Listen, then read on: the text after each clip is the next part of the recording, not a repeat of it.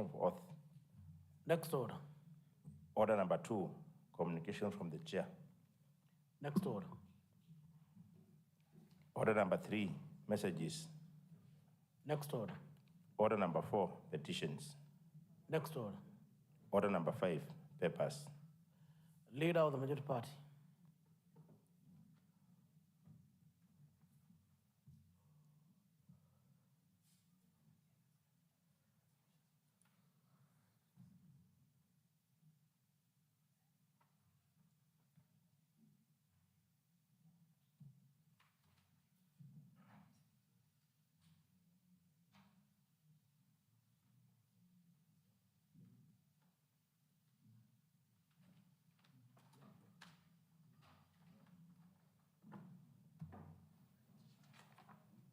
Thank you, Honorable Speaker. Honorable Speaker, I beg to table the following papers. 1, business of the County Assembly for the next sitting week. 2, request for approval of fourth quarter payments from the County Emergency Fund. And 3, the report on recruitment of board directors of the Makueni County Climate Change Fund. I table. Chairperson, Public Accounts Committee.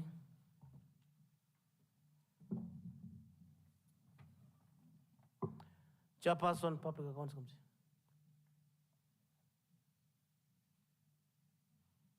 Vice Chair.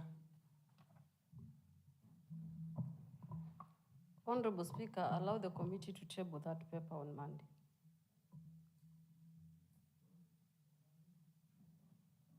The House is adjourned today. For it to be here, it must have been adopted. Yes, it is adopted. But from where I sit, I do not have the paper. I don't want to commit where it is, and I am not briefed. So I only act on instructions where I have been briefed. I have a motion of the Public Investments, Public Accounts Committee, but not the tabling of the paper. Yes.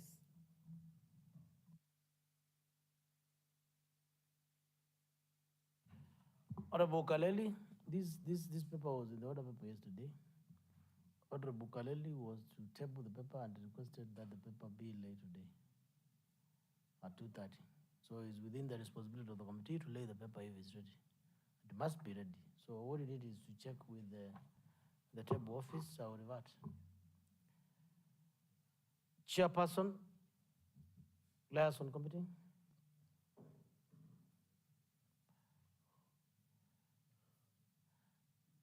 Chairperson, liaison.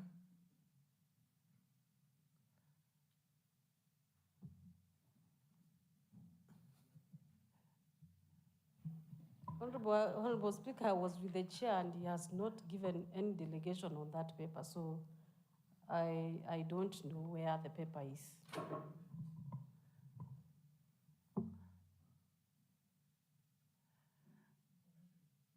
Honorable Mudhika, it seems that owing to your continued presence in chamber, you end up taking responsibility over all the committees that you serve.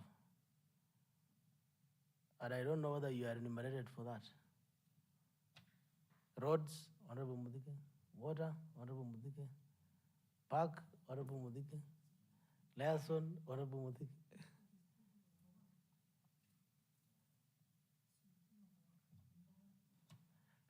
Member for Zabani Vingon, what?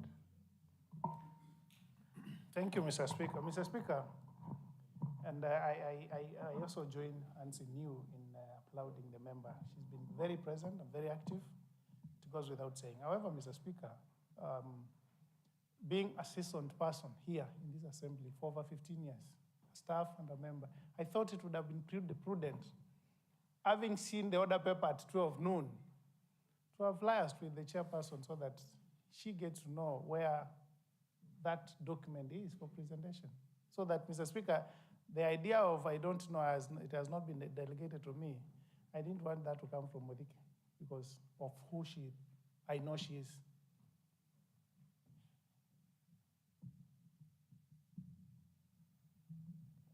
Honorable Speaker, you know, I take responsibility over what I know. I only stood here as a member of the County Public Accounts Committee because you requested for a member. The same as a member of Liaison, and by the fact that I am the third chairperson of the panel, I took that responsibility because the chair is not here and the vice chair of the Committee on Liaison is also not present. So if I was briefed, I would have taken full mandate as I've always done. And Honorable Speaker, because I am not briefed, I would request that you give the committees opportunity to present their papers on another day or sitting day, and that will suffice and serve the purpose of this county assembly.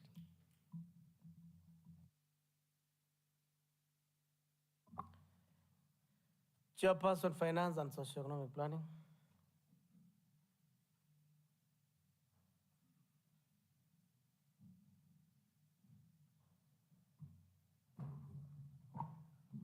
Honorable Speaker, the paper is not ready. We request for more time. However, Mr. Speaker, we have an arrangement to look at all our financial statements pending before the committee during the recess.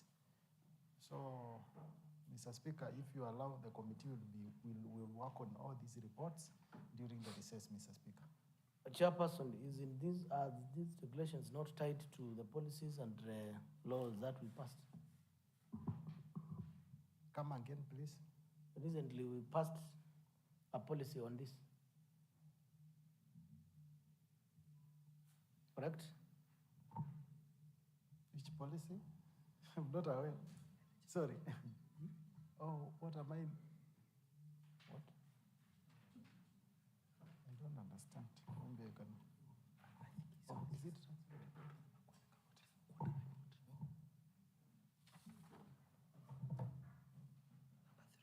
Okay. Oh, I see. The reports are how many? Pending reports before you. They are 90? 21. They are 21. Can't be 21. You were 30 and we added 34. No, Honorable Speaker, we are counting 21 because you know the reports of what we have not laid is the report of the third quarter and the report of the fourth quarter. And since we have the reports of the fourth quarter and the reports of the fourth quarter, we are supposed to lay them before 30th September. We are still within the time frame to lay both the reports within the time frame. Very well. Chairperson, Committee on Gender, to lay a paper on the committee's report on Public Finance Management Act, that is Makwene County Empowerment Fund Regulations 2024.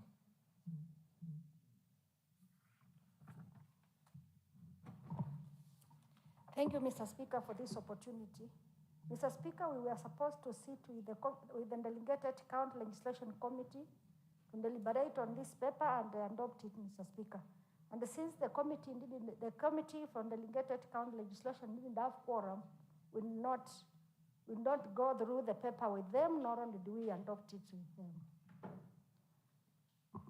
So the report is ready, but it has not been adopted by the two committees.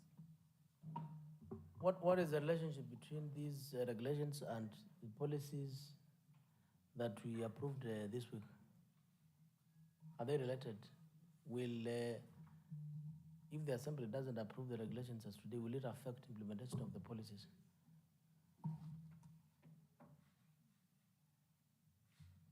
Yes, Chairperson.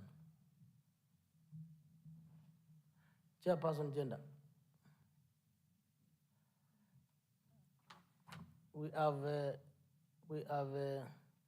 Just listen to me. Mwalimu,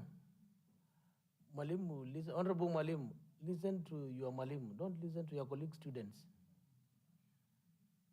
He will not help you because he has a paper which is not ready. So listen to me so that we move faster. There is a I'm asking the Honorable Member to listen to me. You may be persuading her to table it next week. So, Mheshimiwa, I'm asking, whether these Public Finance Management Act, Pakone County Empowerment Fund Regulations of 2024, whether they are related to the policies and the bill that we approved.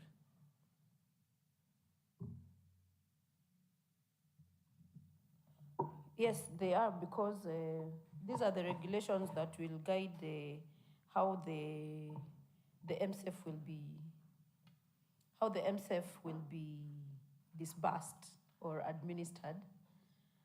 And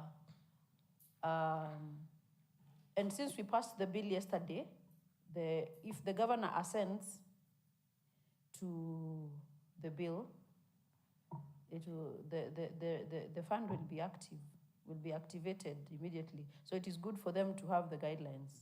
So without the regulations, the fund will not be operationalized. They can do it, but they will not be well guided by the regulations. Fair enough. Thank you. Now, Honorable Janet Kitunga is indicating that you are not able to attend quorum. How many members? Because the report is raising the question of adoption. And I don't know what is in the order. Is it in the order paper? It's a motion. Yes, what I'm getting is that it is in the order paper and a motion with a procedural motion, because there is an urge and a request that we approve it today. Yes.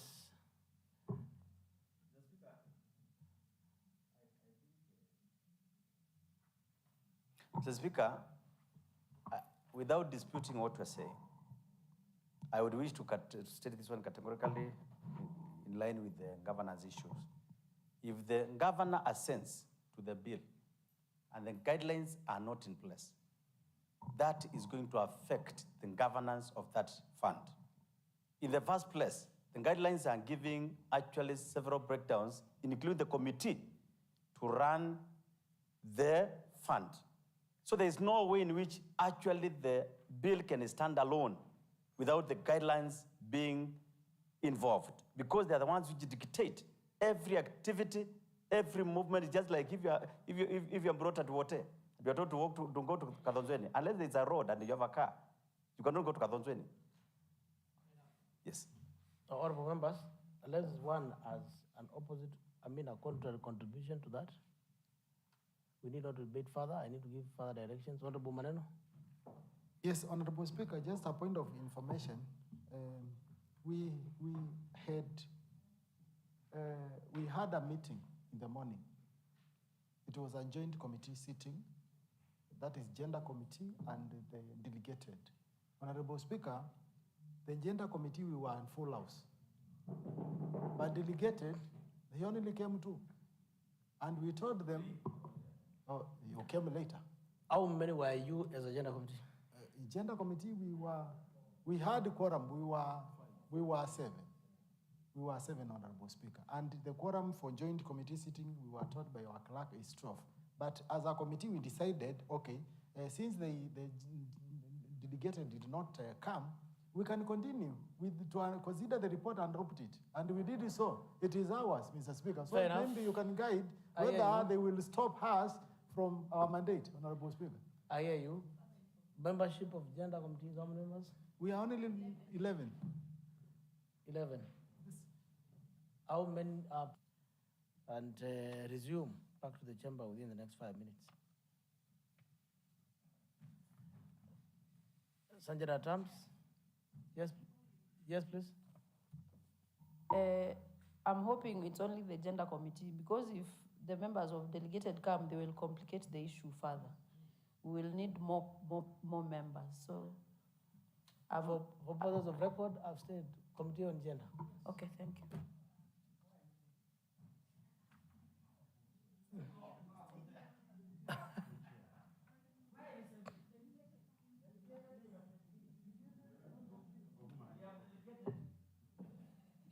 There's no quorum.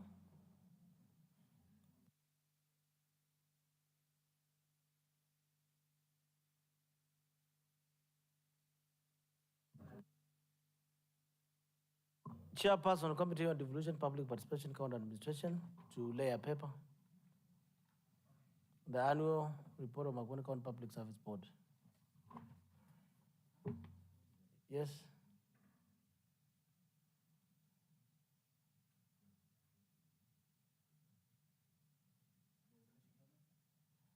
No. Public Service Board, report.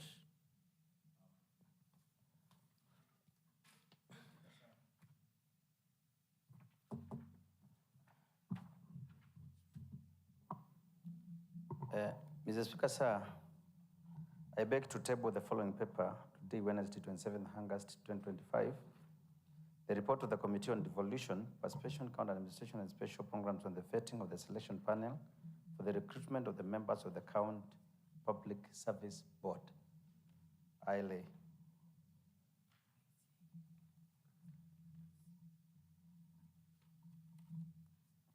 Proceed. Selection panel Yes, I've done. I've laid. and the Public Service Board? Report. You have two papers to lay. No, the other one is for vetting. You have laid how many papers? We vetted the 5 members. The Yes. other one was on PMC, not public service. No. There is to lay a report of annual report of Makoni County Public Service Board on execution of functions of the board, January to December 2020. No, that one is not yet ready, Speaker. Actually, it has been sent to me on the phone, and I felt we cannot lay it because we have not yet adopted it as a committee. Very well. Yes, but How much more the time? one I've laid is the one for the vetting. The next sitting, Yes, when we resume Yes. on that Monday at 2:30. yes. Because committees will have time to consider this report during the recess. Okay? Chairperson Committee on Gender.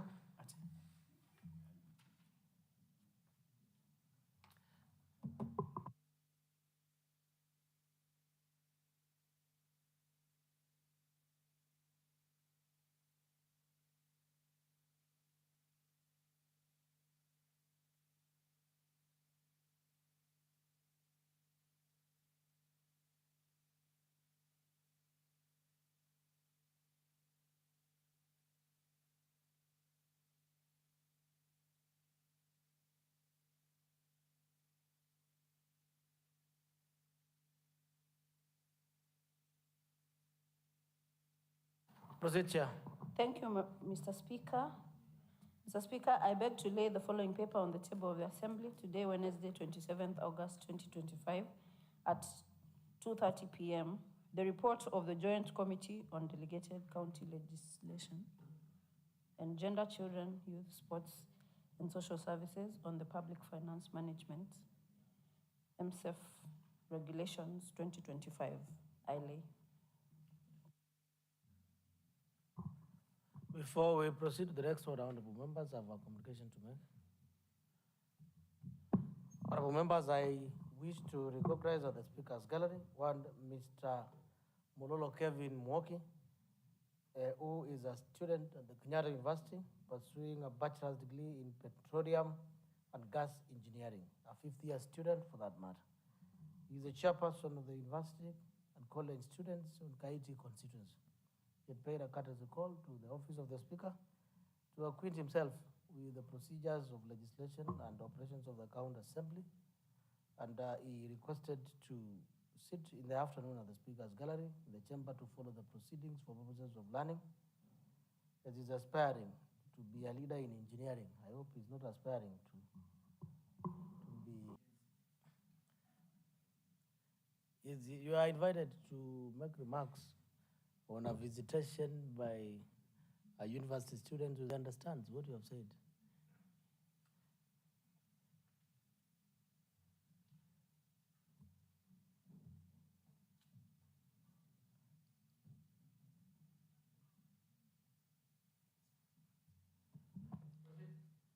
Thank you, Mr. Speaker. I didn't understand what you said.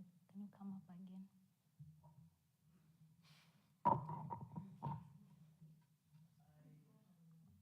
I'll ask member for Ilima to proceed and to brief us.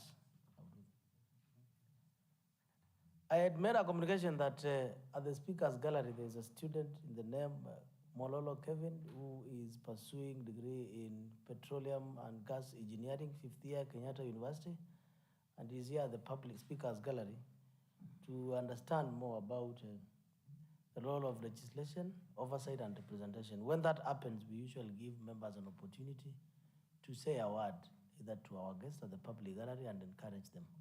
Now, considering that you are the recently graduated member in this house, you have a responsibility to loop with your immediate juniors in the university, because the gap between you and member for Kilungu is a grandfather. But So- Mr. Speaker, for today, would you assign him to do so, please? Sorry? For today, we just assign him to do so. The member for Wailima. I didn't hear. She says, you assign somebody else to do so. Assign somebody else to do so. Yeah. Nominate one to do on your behalf. A lady. A mentor.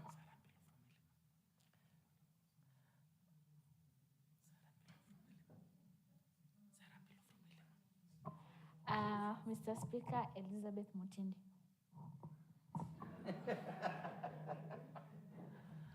Honorable Elizabeth Mutindi, you have been nominated as a model. Go ahead.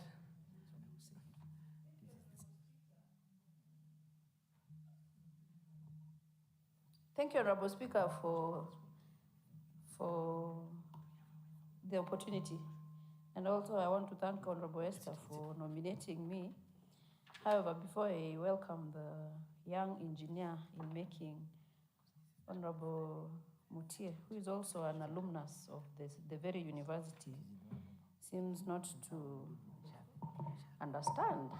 A seasoned member, he should have been able to guide our youngest parliamentarian, Honorable Speaker, but he's only acting as a distraction by becoming her desk mate. I wonder what he came to help her do there. Honorable Speaker, as an alumnus of the esteemed Kenyatta University, where I graduated with a bachelor's degree in education, I want to welcome the young engineer in making. That is a very tough course for many of us, and I wish him the best. And I also wish to tell him, we have engineers in the house, we have all sorts of professions in the house. So to be a politician, you can have any background. So if he wishes, he can also become the member for Wailima in future when Honorable Bishop is done or has graduated to higher political circles. And so we wish him the best as he learns with us, and also while he pursues his engineering course. Honorable Speaker, would you find Honorable Mutie a distraction to our youngest parliamentarian and ask him to occupy the seat he usually occupies? Thank you.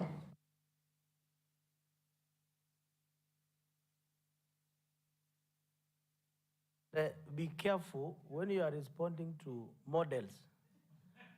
They have a responsibility to model and to guide and to protect. Thank you, Mr. Speaker, for this opportunity. Allow me, Mr. Speaker, to join Honorable Elizabeth Mutindi to welcome the student who is doing or pursuing that degree in petroleum and I think energy or something. Mr. Speaker, before I come to what the issue was from Elizabeth Mutindi, I would wish to inform the student at the gallery that we have a department that is in charge of energy and mineral resources within the county. There are legislations that we pass through this house, policies and all that, Mr. Speaker. And this is the right place, Mr. Speaker, to gather all that information so that when you are doing your papers, thesis and all that, Mr. Speaker, you can be in a better position to articulate your research points. Still on the same, Mr. Speaker, I'm an alumni of Kenyatta University as well, having done a Bachelor of Commerce, accounts. And therefore, Mr. Speaker, whoever is at the gallery, Mr. Speaker, is a colleague, is a comrade. And therefore, I stand with Mutindi and the rest of the members to welcome him here and to work with us through this session.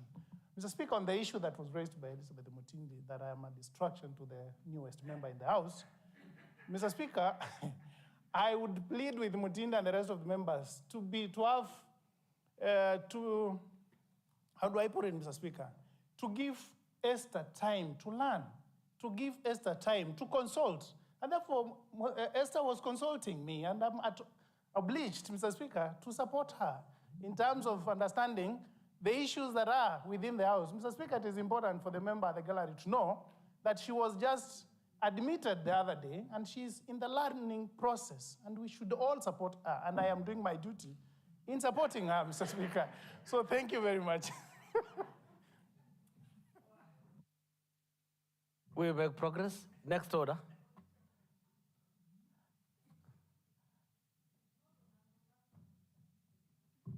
Yes, Honorable.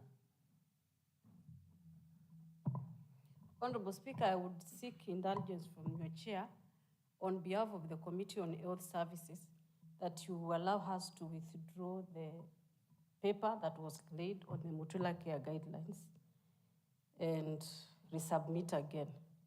The reason why we want to seek withdrawal is that the ECM has written to the committee and has asked that she be allowed to resubmit these guidelines because she has realized there are gaps that need to be addressed.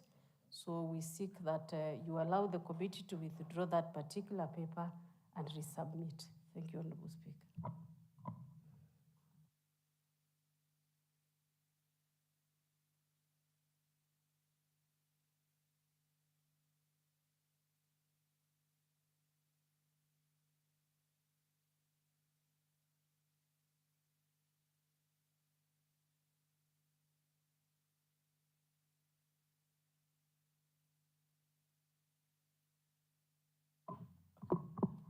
Honorable members, I take note of the application made by Honorable Elizabeth Muthike, moving the chairperson or the speaker to intervene and direct on that matter.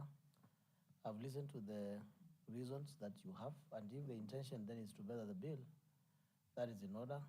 And having said that, when the paper stands withdrawn, to allow the committee and therefore is no longer a property of the committee. I presume that by way of minutes, you have taken note of that and concurred as a committee. Fair enough for purposes of records. Next order.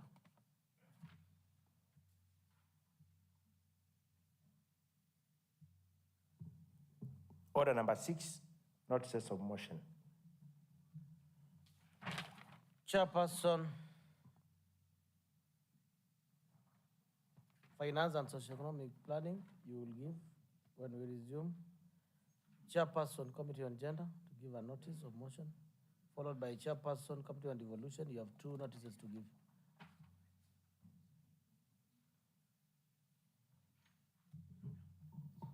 Thank you, Honorable Speaker. Mr. Speaker, sir, I beg to give notice of the following motion, that this Assembly adopts the report of the Joint Committee on Delegated County Legislation and Gender, Children, Youth, Sports and Social Services on the Public Finance Management Regulations on MSEF 2024, laid on the table of the Assembly on 27th August 2025. Thank you.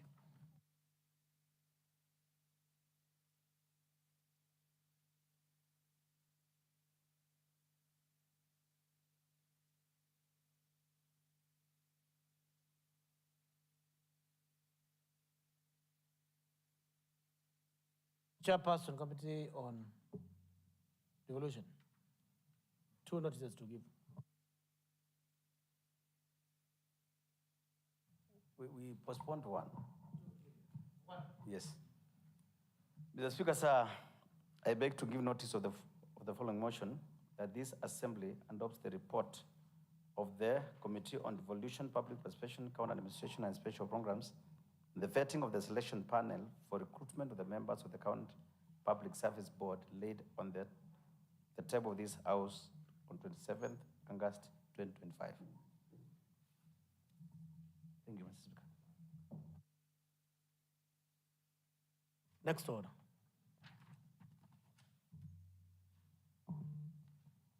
Order number 7, statements. Leader of the Majority Party.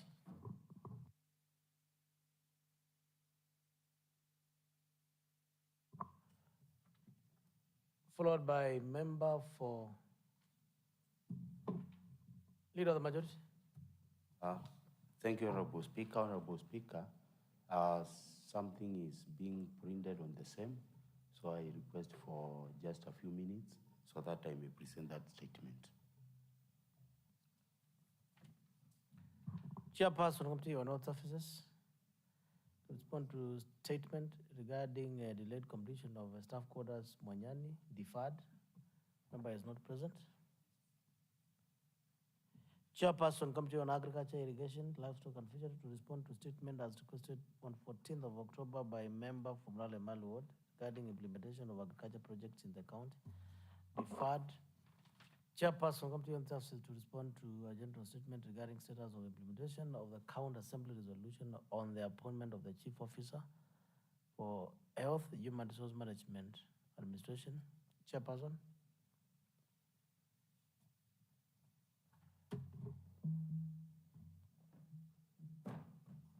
Honorable Speaker, the response is ready, but we have not been able to sit as a committee today to adopt. So if you allow, we will give this particular statement in a different or and then in the next sitting day. Very well. Leader of the majority, you ready? Member for Kaskeu to request for a statement.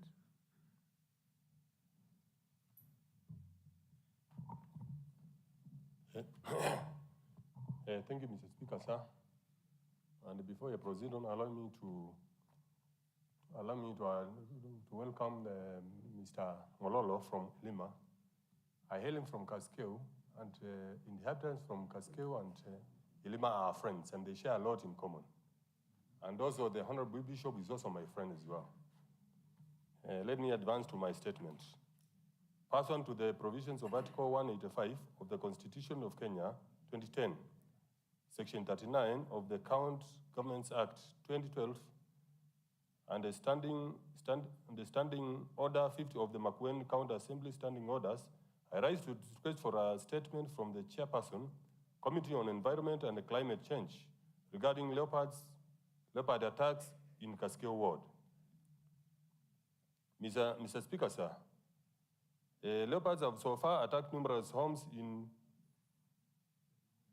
Mr. Speaker, sir, we have within a location, and there are several villages, which are villages where the leopards are, well, the leopards are emanating from.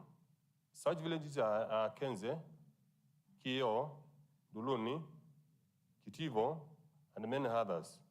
I've recently over the past seen relevant cases of wild animals which have been identified as leopards.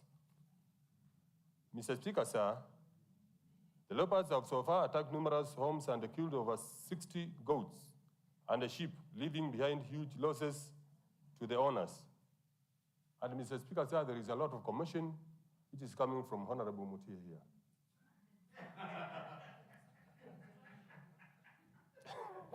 Mr. Speaker, sir, the animals are threatening attacks on humans as well. For instance, a lady pastor from within the church was attacked on her way from church, but luckily rescued by residents who respond to her distress calls. Mr. Speaker, sir, the presence of the animals in the affected areas have instilled fear in the residents, who now live in fear and are unable to attend their daily activities within the routine they used to. Mr. Speaker, sir, the traps which were set by Kenya Ward Services, officers have so far captured one leopard, and it is reported that over 6 leopards are still roaming in the villages. Mr. Speaker, sir, the chairperson should therefore clarify on the following: whether the department is aware of the cases of leopards attacks in the mentioned villages in Kaskeu Ward,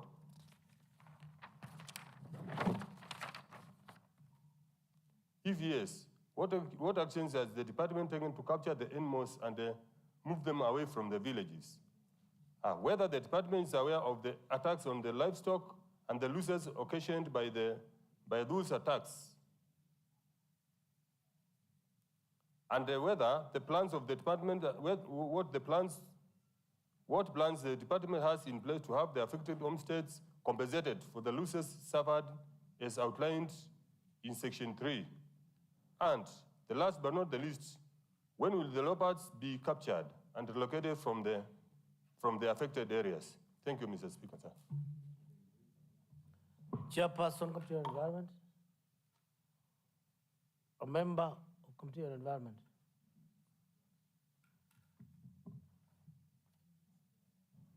Mr. Speaker, sir, even though I'm a member of that committee, I will need your indulgence because of late we are not meeting. I remember quite a number of members signed a vote of no confidence with the chair. So in this context, I would be like to give actually commitment on this place because I'm not sure whether we are going to continue meeting.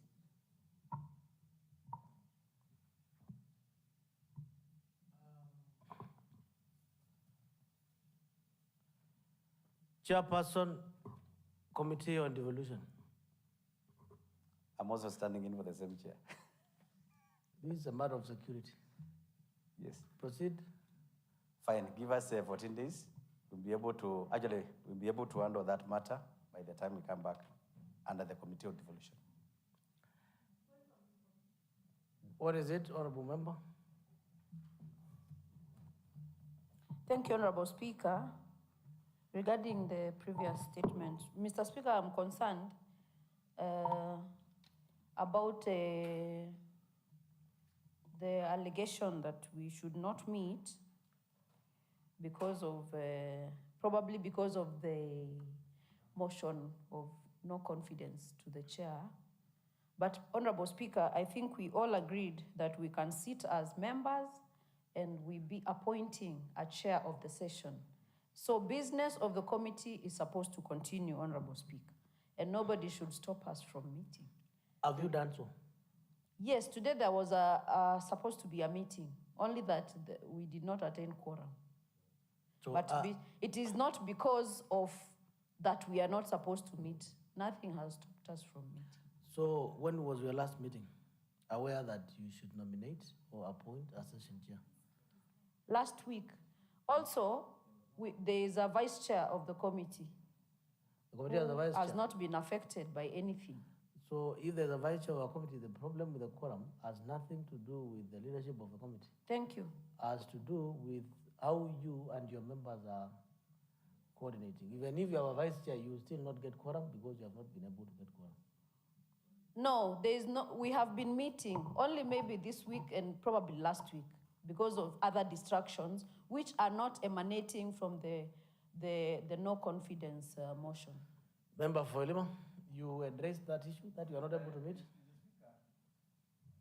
I like being factual and very straightforward, being a bishop.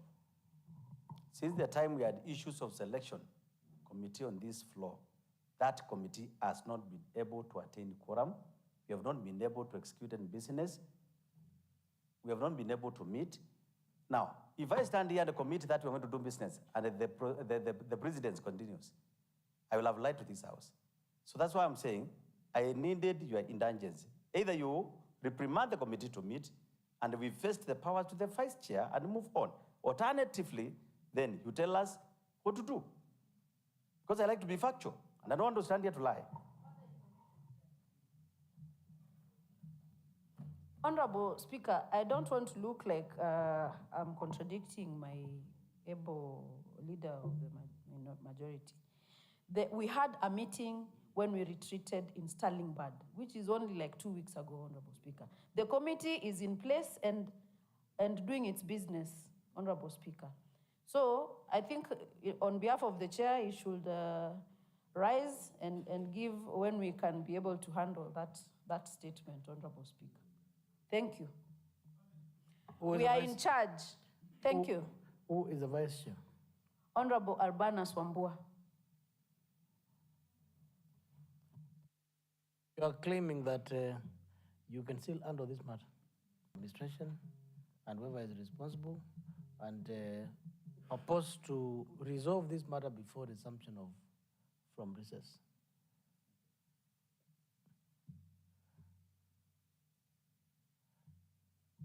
Thank you, Mr. Speaker. We obliged to do that. Member for Kakoya Ward. Request for a statement from Chairperson of Committee on Environment.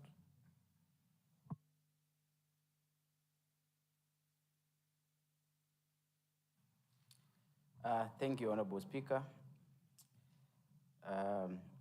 This is a request of statement from the Chairperson Committee on Environment and Climate Change. The Speaker, sir, pursuant to the provisions of Act 185, 3 of Constitution of Kenya, 2010, Section 39 of 2 of the County Government Act 2012, revised 2020, and Standing Order 50 of the Makueni County Assembly Standing Orders, I raise to request for a statement from the Chairperson, Committee on Environment and Climate Change, regarding hyena menace in Tulimani Ward. Mr. Speaker, sir, from early this year, 2025,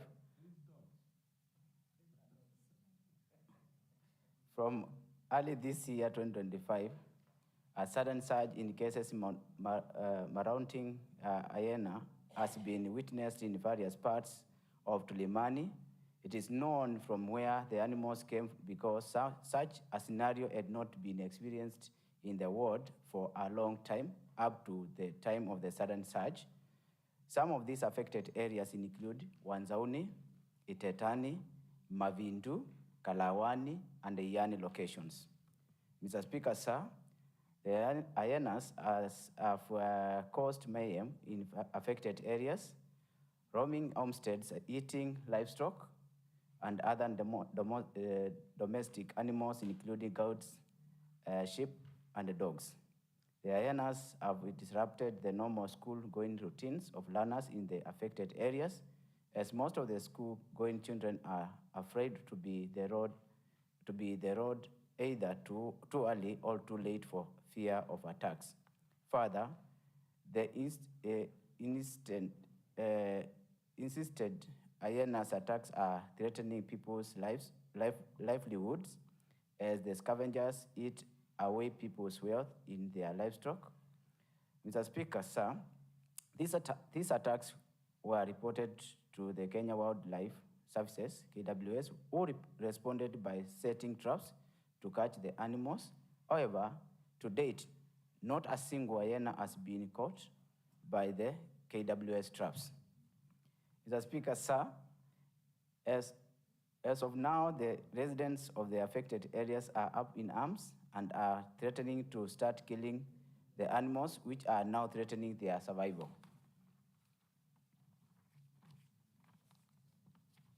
Honorable Speaker, the Deputy Majority Leader is making consultations in high tones. I don't know why, Mr. Speaker, and I want to proceed.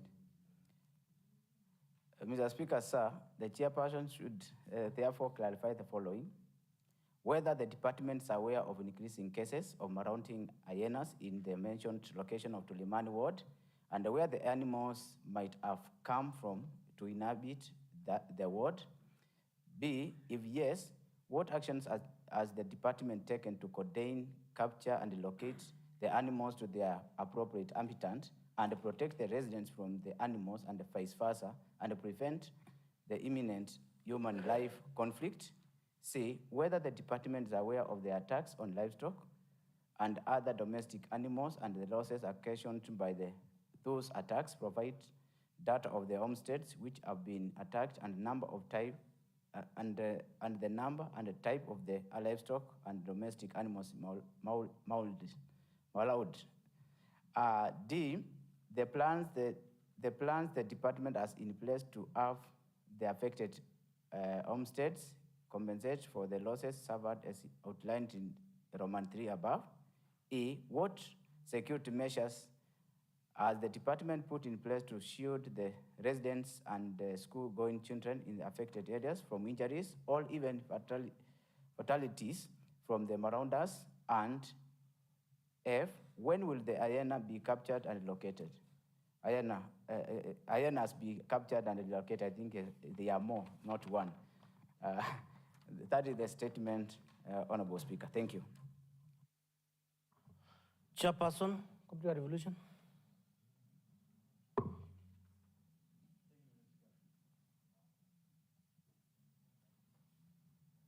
Thank you, Mr. Speaker, sir.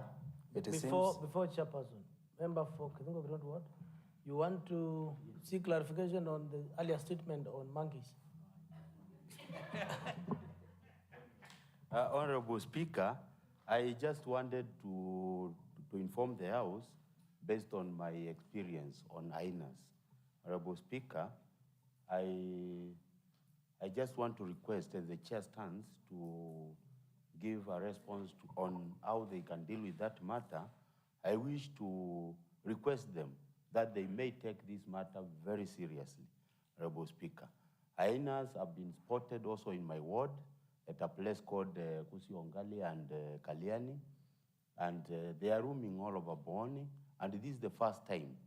Unless now we consult our grandfathers, this is the first time our generation is witnessing hyenas in our place.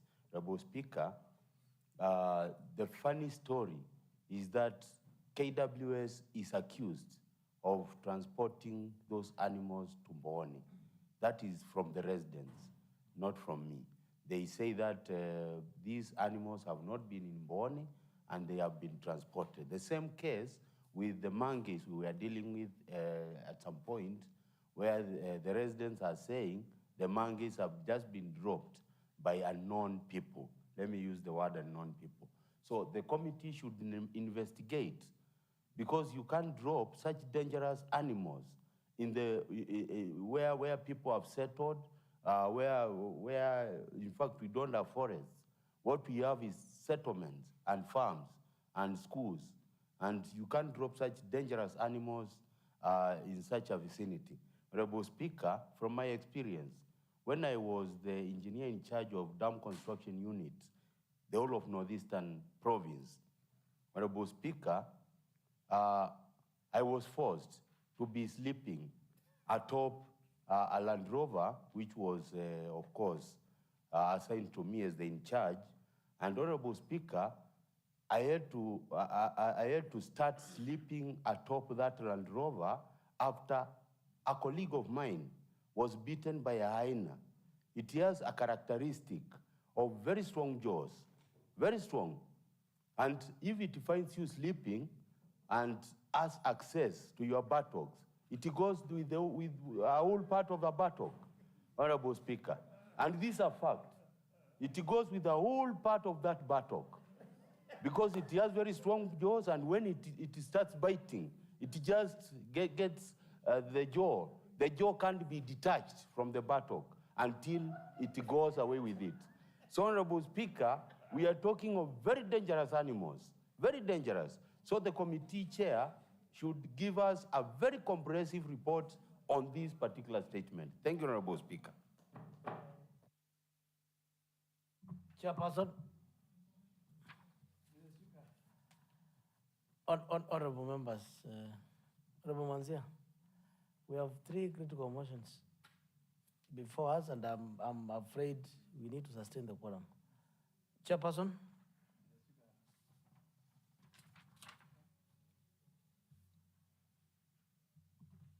Mr. Speaker,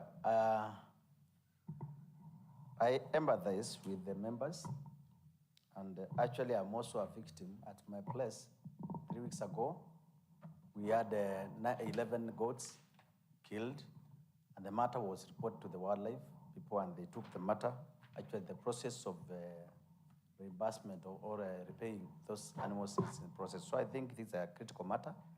We will take it up, investigate it, give answers to the raised questions, and I think that should be done by the time we report from recess, so that we can secure our leader majority.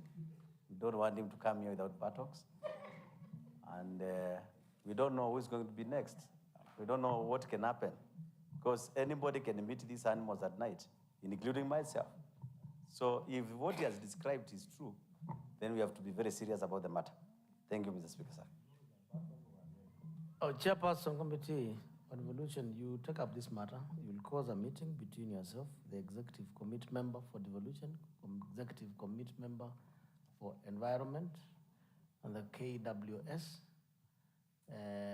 Look into this matter, shortest time possible, so that within the next 7 days, you are on top of this matter, And what will happen is that you report back to the assembly on the achievement, not the recommendations.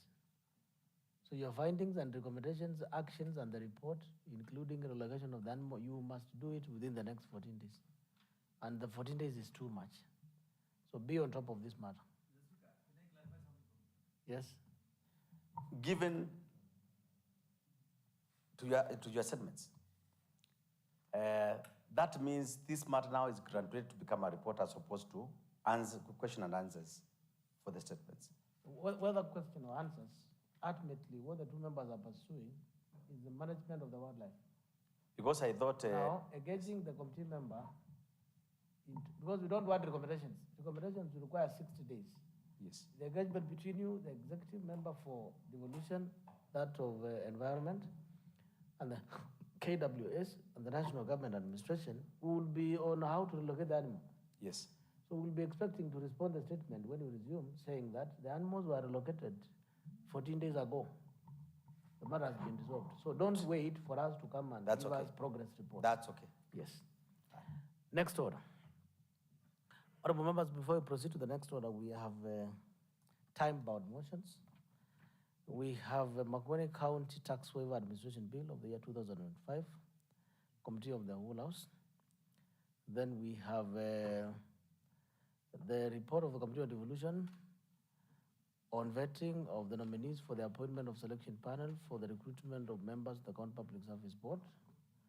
And we have the report of the Committee on Gender and Delegated Legislation on Makueni County Empowerment Fund Regulation 2024. Now, the three pieces of legislations are critical. Therefore, we need quorum to transact this business. There are more motions after that, but they can wait, in my view. Yes, there are reports and motions, so I seek your indulgence that through your leadership, that we maintain the quorum so that we can canvass this business in the shortest time possible. And we shall proceed in this order. In the reversing order, the first one will be order number 13, order number 11, and order number 8, which then consequentially will come to 9 and 10. To 9, that is it. Leader of the majority. Thank you, Honorable Speaker. Honorable Speaker, pursuant to the provisions of Standing Order 47-2A and 55 of the County Assembly Standing Orders, I rise to give a statement on the business of the County Assembly for the next sitting week. The following business has been scheduled to be transacted by the County Assembly in the next sitting week, Monday, 29th September 2025. That's immediately after the recess. Papers and notices, tabling of the report of the Committee on Lands, Urban Planning and Development on the statement regarding the implementation of functions transferred to the Emali Sultan Ahmad municipality. Notice of motion shall be given.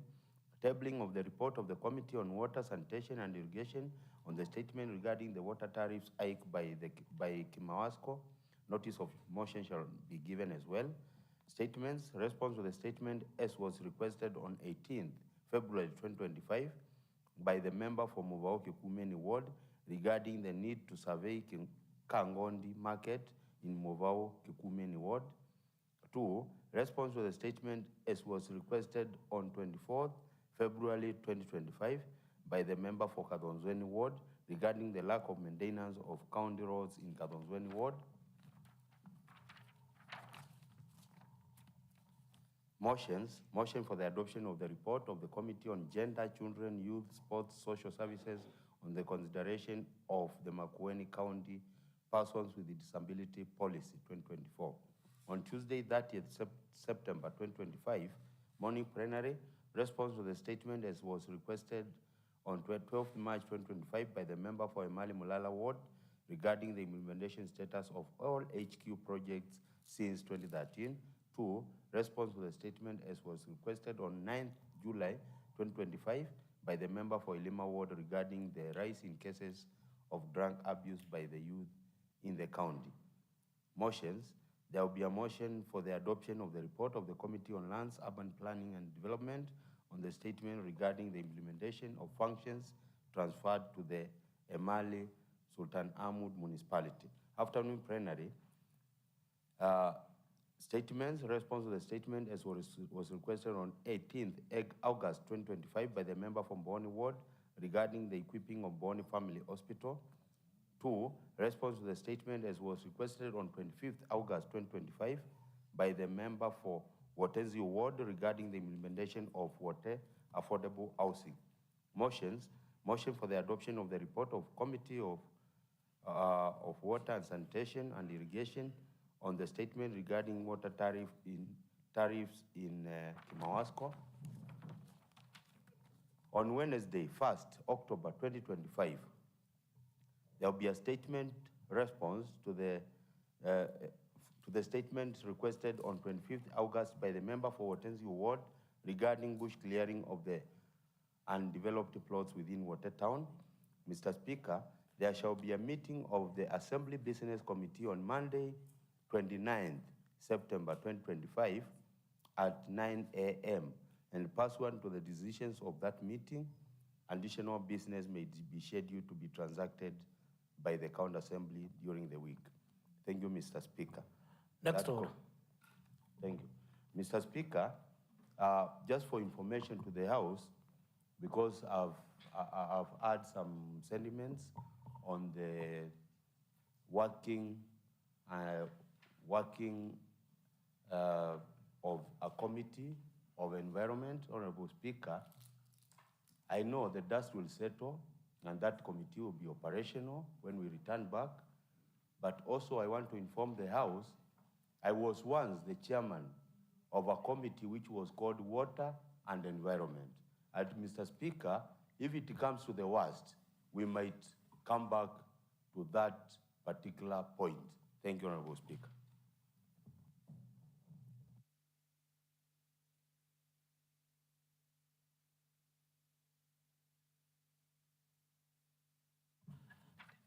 Next order.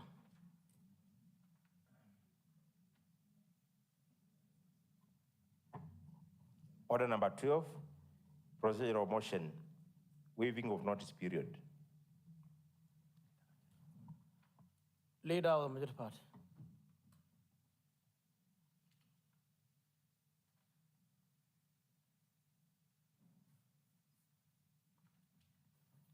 Thank you, Honorable Speaker. Honorable Speaker, I wish to move the procedural motion that notwithstanding the provisions of Standing Order 65B, this Assembly resolves to waive the notice period on the motion for adoption of the report of the Committee on Gender, Children, Youth, Sports and Social Services on Public Finance Management, Makueni County Empowerment Fund, Regulation 2024, appearing on the order paper under order number 13. Honorable Speaker, as you've indicated, we need to do this so that before we go for this recess, this motion can be passed by this Assembly. Honorable Speaker, I call upon Josephine Mwasa to second this motion.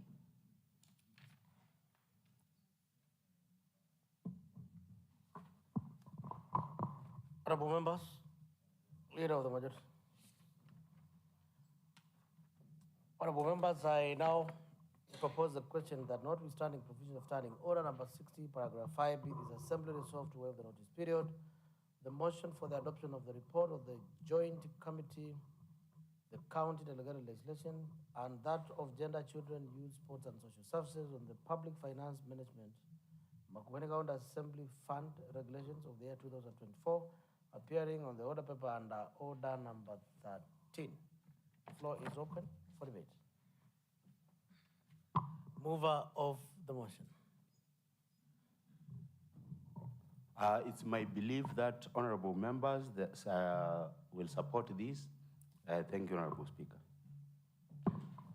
Honorable members, I now put the question that notwithstanding provision of Standing Order number 60, paragraph 5B, Assembly resolved to waive the notice period on the motion for the adoption of the report of the Joint Delegated County Legislation at Gender, Children, Youth, Sports and Social Services on the Public Finance Management, the Makueni County Empowerment Fund Regulations of the year 2024, appearing on the order paper under order number 13. Will as many as without opinion say aye. Will as many as of a contrary opinion say nay. The ayes have it. Next order.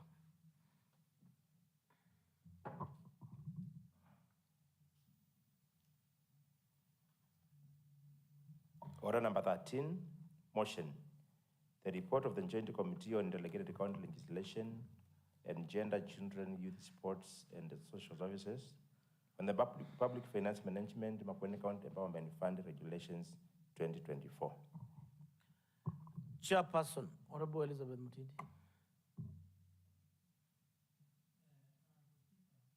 Before we proceed,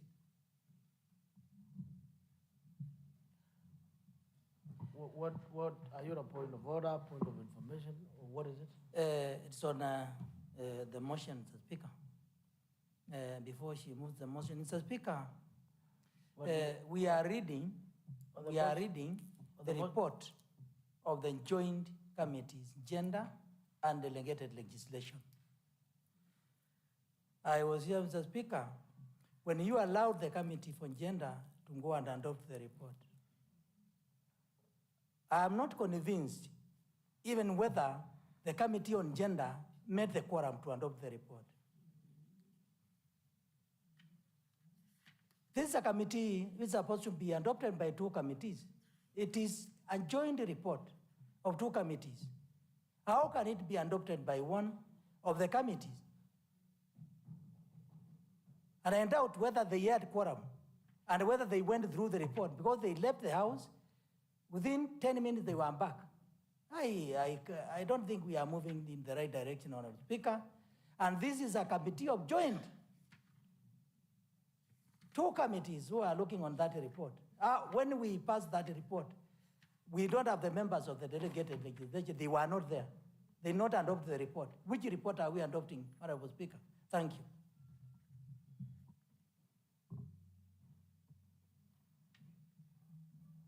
Mr. Speaker, I'm also concerned as a member of delegated committee member, because the topic of that particular motion, it ties me to the deliberations which might have been done by that particular committee.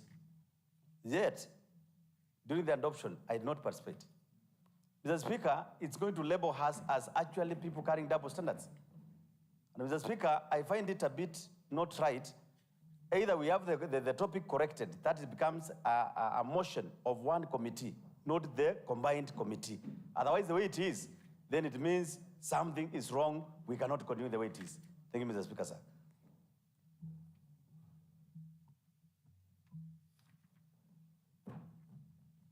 Thank you, Honorable Speaker. Honorable Speaker, I understand the feeling of the members, but I also have a feeling, because I have gone through the same predicament. I don't know how you're going to deal with this matter, because whenever we are having committees that have been given an opportunity to come up with a report and they are joined with the Committee on Delegated, the Committee on Delegated does not appear. Us as Health, we had the Mutula Care, we invited the ECM and the CEO. It was a joint committee. We sat there as members of Health. Only 2 members of the delegated committee appeared.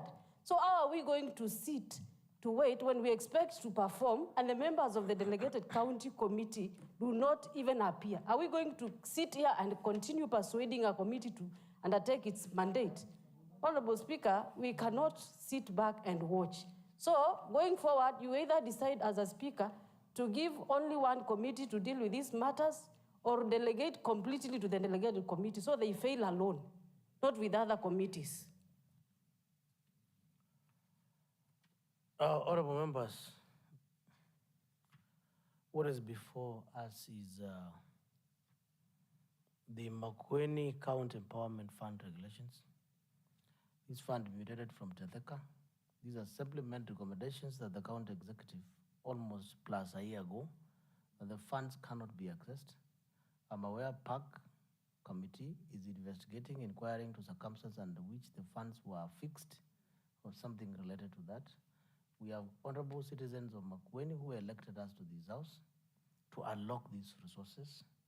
And now we want, again, based on our willingness, whether to attend committees or not, that we grant you more time to decide when we will approve regulations as a county assembly. But then I'm afraid that will be in contravention of the Constitution of Kenya and the Bill of Rights. Article 43, 42 is very clear on the rights of the people, and it is not an honor or a privilege for members to attend to committees. It's a constitutional responsibility to do so. Now, if the report is ready, and the chairperson has indicated that has not been able to get members from that particular committee, now Health Committee is adding on top of other indicating such. And this bill in particular is affecting the Committee on Gender for implementations, and they are willing to do so, provided that a distinctive established committee of the County Assembly has taken responsibility over this house on behalf of the other. And I'm afraid that we are in order.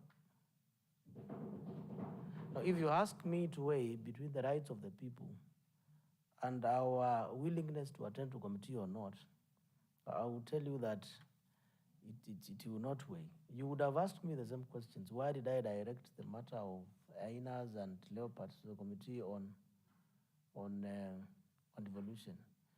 The moment it was reported that the Committee on Environment has not met quorum, I don't know what, I realized they will not go to practice to iron out their issues when there is an urgent matter at hand.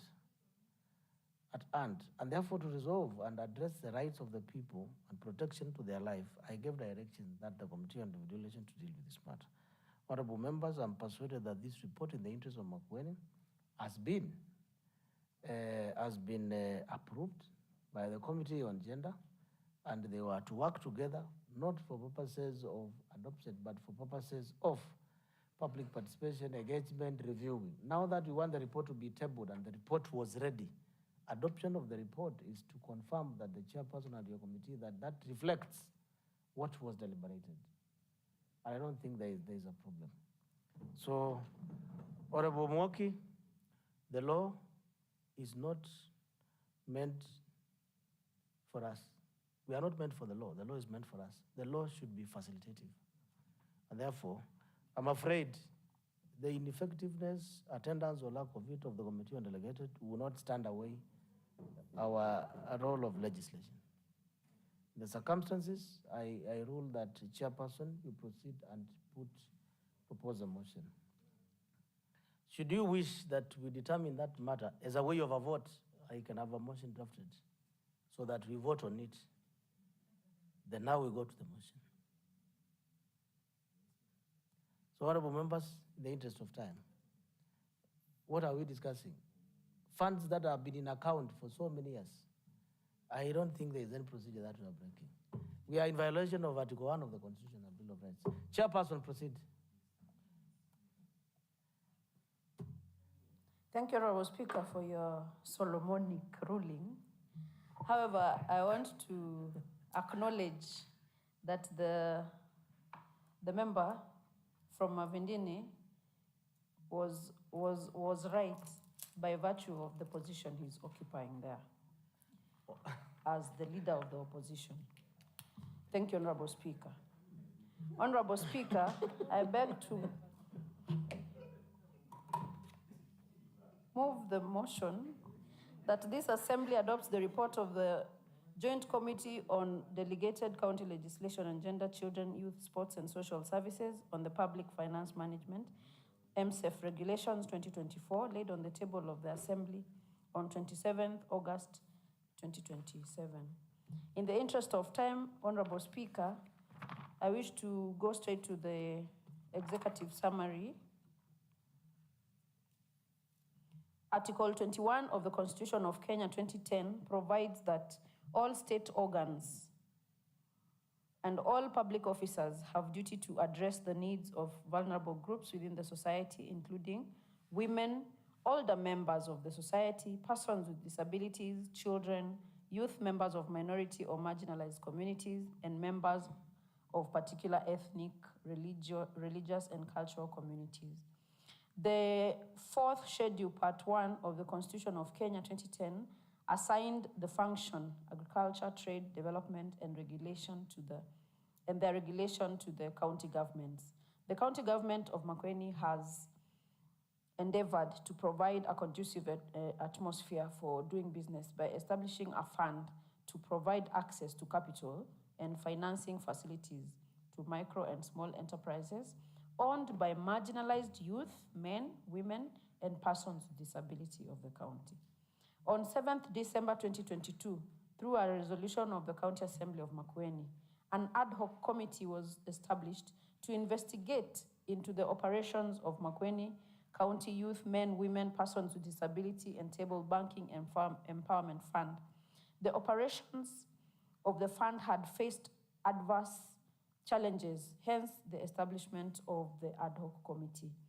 In June 2023, the committee made general findings after conducting investigations on operations of the fund. Among them were: 1, there was no uniformity in loan application procedure across the wards in the county. Further, the composition and the roles of ward credit committees was differing from ward to ward and were inconsistent with the ones provided for in the fund regulations. 2, there were cases of interference with the operations of the ward credit committees by certain officers from the county headquarters, more so the Department of Agriculture, who ordered ward committees to act within certain predetermined conditions. Further, the committee noted that there was political interference in the management of the fund, which led to high default rates recorded, as most of the beneficiaries confirmed to the committee to having been told by certain politicians not to repay the loans, as this was government money meant to help the people. Some unauthorized officers from the Department of Agriculture, Water sat in the county fund committees, whereas such officers had not been provided for in the fund regulations to sit in the county fund committee. The county government did not put in place mechanisms to follow up and ensure that beneficiaries invested the money in the vetted and approved projects. Instead, many beneficiaries used the money for other unintended purposes. Further, the beneficiaries lacked technical support from the county government and the capacity to undertake the projects and programs for which the loans were issued. For instance, on the use and repair of machines, as well as excavation and installation of dam liners. 5, due diligence was not observed and in advancement of the loans, hence making recovery difficult. There was neither physical verification to ascertain existence of some groups, nor fact-finding mission conducted to ascertain operational status of the groups. Further, there were groups which were formed with the intention of applying loans and disintegrated upon the grant of the loan. 6, the county government did not demonstrate any effort in recovering the defaulted amounts and no longer held consultative meetings with the bank on recovery since the last general elections. Further, the county government did not maintain proper records of benefiting individuals or groups and repayment records, but relied on the bank for such records. 7, there was poor coordination and communication between the various county departments, whereas in the structure of the fund, the Departments of Gender, Trade, and Agriculture had products advancing loans to applicants. 8, the fund administrators were not fully empowered to properly manage the fund, as they were on many occasions ordered to act contrary to the law by the appointing authority, that is the ECM in charge of finance and planning. This is further manifested by the lack of training to fund administrators, something which was very vital for effective management of the fund. All the fund administrators were assigned the job of fund administrator as additional duty. I think that should be ward administrator, sorry. All the ward administrators were assigned the role of fund administrator as an additional duty and not as their main day-to-day duty. This affected the performance of their duties as fund administrators since they had other issues to attend to within the respective departments. Further, the fund secretariat was understaffed during the entire operation period of the fund. The secretariat was comprised of the fund administrator and 2 credit officers. The fund administrators did not keep proper books of account for the fund as they seemed not to be aware of the expenditure reports of the fund, which reports were reportedly prepared by themselves. 11, some officers were signatories to the fund account despite them having ceased to hold office as fund administrators. In fact, the immediate former and the current fund administrators were not signatories to the fund account. The bank breached the MOU in many occasions following interference by the ECM for Finance and Gender, who issued verbal orders to the bank, orders which were going against the provisions in the MOU. The county government suffered the entire risk of default as the bank had no exposure as it held a lien account and also charged upfront administration fee of 3% of loan granted. It is worth noting that the MOU between KCB and the county government, the Department of Youth, Gender, Sports and Social Services, entered into for management of a cash-backed county loan facility for 5 years, lapsed on 28th September 2021. The report of the Auditor General on the financial statements of the fund of the year for the year ended 30th June 2018 noted that the contractual agreement in the MOU was skewed in favor of the bank, since the bank was not exposed to default risk. The report of the Auditor General, as well as the County Assembly resolution on the report of the County Public Investment Account Committee, recommended the review of the MOU to share the risk of default between the county government and the bank. The bank demonstrated that with the necessary support from the county government, most of the outstanding loan balances could be recovered. 16, whereas the MOU provided for insurance cover at 0.54%, there was no clarity on who was to bear the cost of the cover. The basis for computing the 0.54% insurance cover and the modalities of communication between the county government and the bank and the insurance company. Due to this weakness, some beneficiaries passed on and no insurance compensations were realized to date. The total fund administrative expenditure from inception dated 21,424,991 shillings against a total disbursement of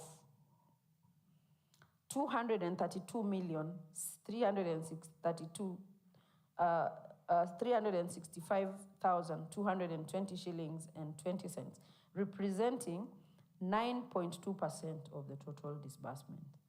Regulation 197(1)D of the Public Finance Management Regulation 2015 provide that the administrative cost of a fund shall be a maximum of 3% of the approved budgets of the fund. There was over expenditure of the fund administrative cost in contravention to this provision. 18, there were borrowings from the bank totaling 10,470,180 shillings by the Department of Education, 496,500 by the Department of Gender, 55,615,024 shillings, and another 4,555 shillings and 50 shillings by the Department of Finance and Planning, in contravention to Section 116(4) of the PFM Act 2012. As such, money was diverted from the fund to serve other purposes for which the fund was noticed, which were not purposes for which the fund was established. 19, there were undisclosed borrowings by other county executive departments and individuals amounting to 30 million shillings, 302,840, which was repaid. The fund seemingly benefited the county executive department more than the intended beneficiaries. Whereas the Regulation 197(1)D of the PFM Act, Regulations 2015, provides for a maximum of 3% of the approved budgets to cater for administrative costs. The Department of Gender over financial year 2019-2020, 2023-2024 has been allocating money totaling what? Thank you, Mr. Speaker. Mr. Speaker, I rise to support this motion simply because, Mr. Speaker, I think the chair has been very elaborate. We want this fund back. We have heard very clearly that the fund was misused. The guidelines was also misused by the executive. Actually, I'm surprised that the executive were only almost the sole beneficiaries of this fund, Mr. Speaker. Our people have been paying a lot of interest, which is quite abnormal or anomalous in that case, Mr. Speaker. And with this kind of fund, paying at 3%, Mr. Speaker, which is actually the administrative cost, to be able to do a lot of business, taking into consideration that we are living in very difficult times. Therefore, Mr. Speaker, I support, and I wish the members can support so that we pass it as early as now, so that our people can benefit. Thank you, Mr. Speaker.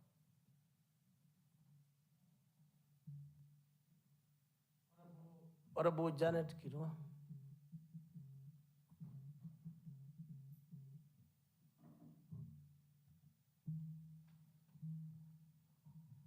Yes, Mr. Speaker, I stand to support these regulations.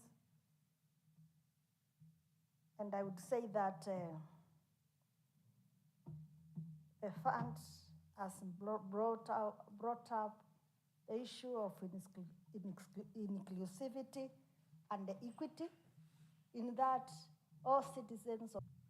And Mr. Speaker, when we came back in that assembly, Mr. Speaker, this assembly constituted an ad hoc committee to look, to investigate what was happening within the fund. I was a member of the ad hoc committee. We got information from all over the wards in Makueni County. And Mr. Speaker, it was clear that the administration of the fund was messed. And now that we are having regulations to guide the operations of the Tetheka Fund, Honorable Speaker, I stand and I support this motion, and I request honorable members to support the same, because this fund can really managed properly, the Speaker, can try to, will be of help to our people, especially the youth, and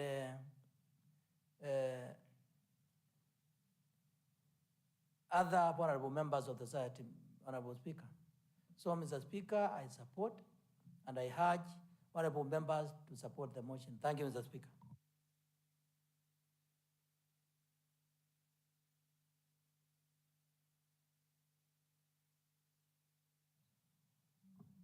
Honorable Josephine Mwasi.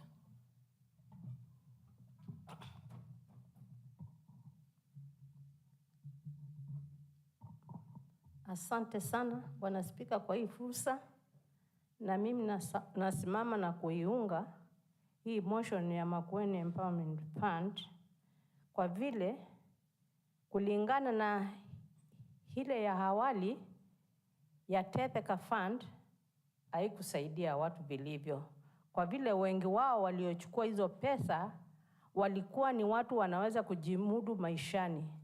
Lakini tukiangalia hii kulingana na ile bill, inasemekana kuwa ama inasema kuwa watu wale wa kiwango ya chini ama mapato yao yako chini ndio wataendelea na kuinuliwa. Kwa hivyo naona hii itasaidia watu wale wa chini sana, ndio nao wawe hawana zile shida nyingi. Kwa hivyo mimi nasimama na kuiunga. Asante. Member for Kaskeo Ward. Vile vile Bwana Spika, asante sana. Mimi nimesimama hapa adhuhuri ya leo kuunga mswada huu mkono. Maana sasa ni ishara ya kwamba ishajua ya kwamba wananchi wa Makueni wataanza kupata hela. Kwa hivyo naomba hiyo kamati ambayo ilikuwa inashikilia hiyo waende haraka iwezekanavyo, ndiposa wananchi wetu wa Makueni waweze kufaidika. Asante sana Bwana Spika. Member for Kakwaya Ward. Thank you, Honorable Speaker. I stand to support the motion. Honorable Speaker, I think the committee have done a very good work, and I appreciate them for the good work they have done to the people of Makueni, especially for the vulnerable persons in Makueni. Honorable Speaker, the reason why we had this empowerment fund was to make sure that we grow our economy in Makueni.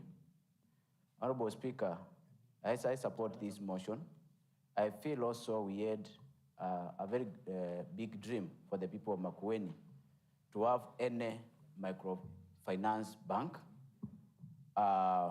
which had some products which are good for our people. We had a product by Mkopo Matunda, which was to support the farmers, Mkopo Mifugo, which was supposed to support the livestock farmers. We had Inua Biashara, a product which was to help the retail traders and wholesalers. We had a list of products which was very beneficial to the people of Makueni. And the Honorable Speaker, we bought some shares, especially as people of Makueni. We had Makofsa, which was buying shares, I don't know, a certain sector in the economy. And all that, Mr. Speaker. Therefore, the same committee, I feel that after this empowerment fund, and we approve this one for the people of Makueni to benefit with the monies which are in the bank, I think also the same committee, Honorable Speaker, should dig deeper and also rescue the people of Makueni, because we bought shares and we don't get dividends years in, years out. Honorable Speaker, because those farmers, mango farmers, they had a particular channel, I don't know, Makopsa and the rest, whereby they bought some shares, but they don't get dividend, and the money was not refunded. Also, we want our farmers to be refunded that money if any microfinance bank is not operating through those Makopsas and all that. So I thank you, Honorable Speaker, for giving this opportunity to share my views, but also remember about the shareholders of that any microfinance. At least we get refunds of our monies. Thank you.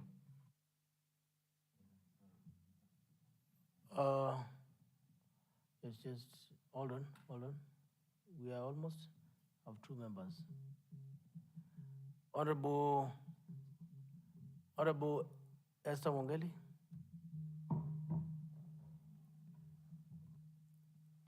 Thank you, Mr. Speaker. First, I appreciate the committee for the good work.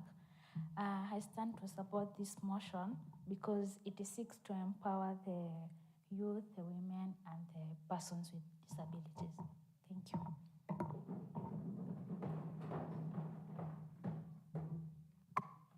What is it, Leader of the Majority?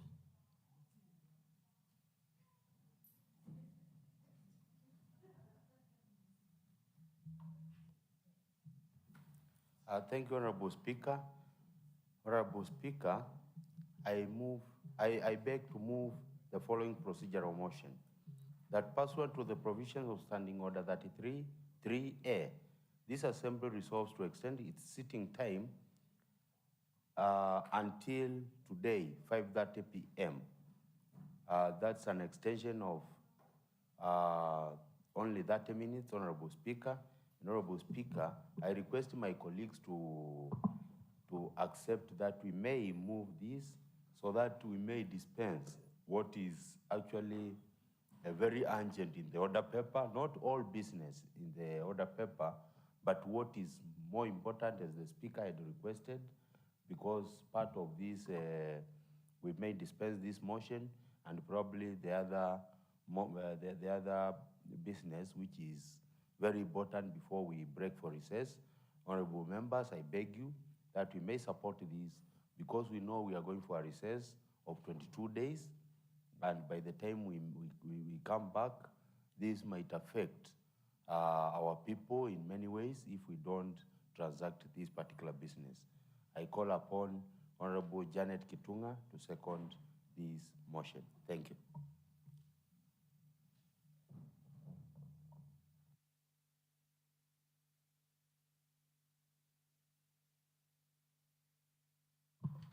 Order, honorable members, I now propose the question that pursuant to the provision of standing order number 3, paragraph 3A, this assembly resolved to extend the sitting time until today, 5:30 p.m. The floor is open. Mover.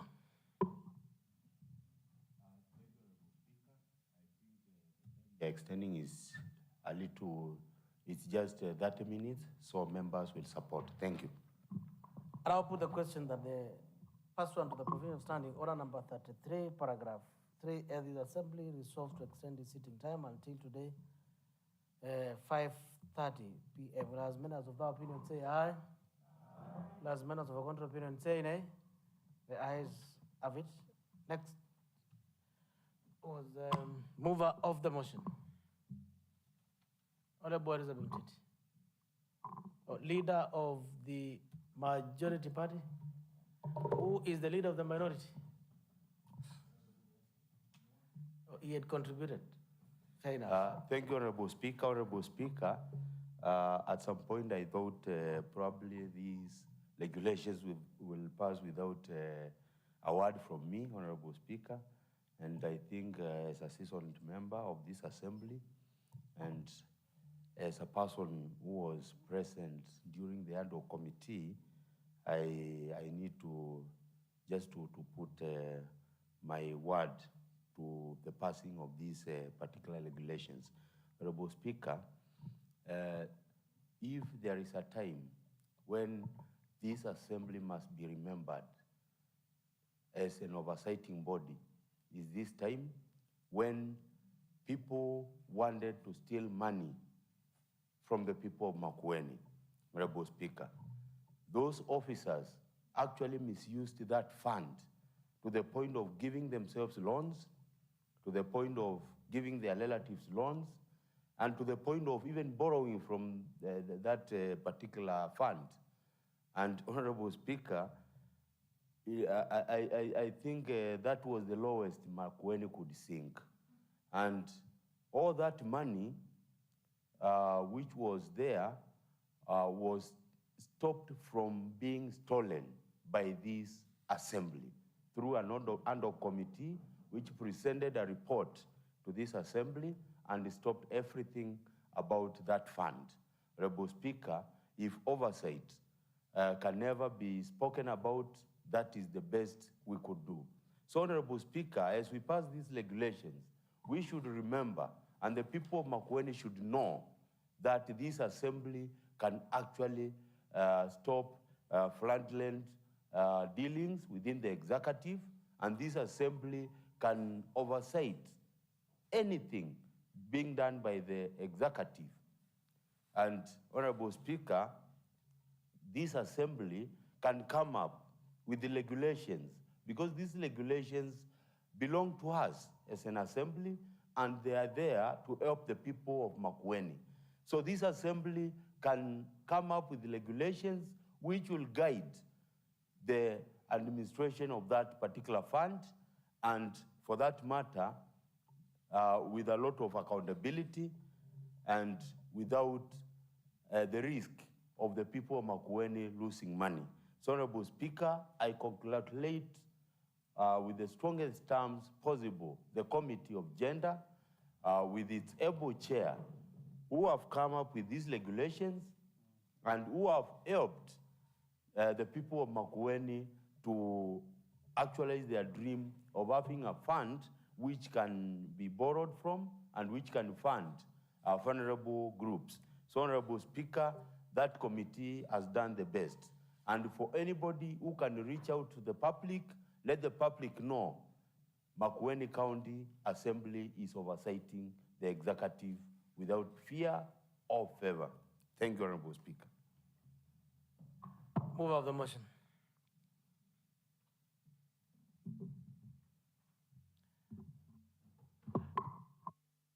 Member for Nsabane, if you want to vote.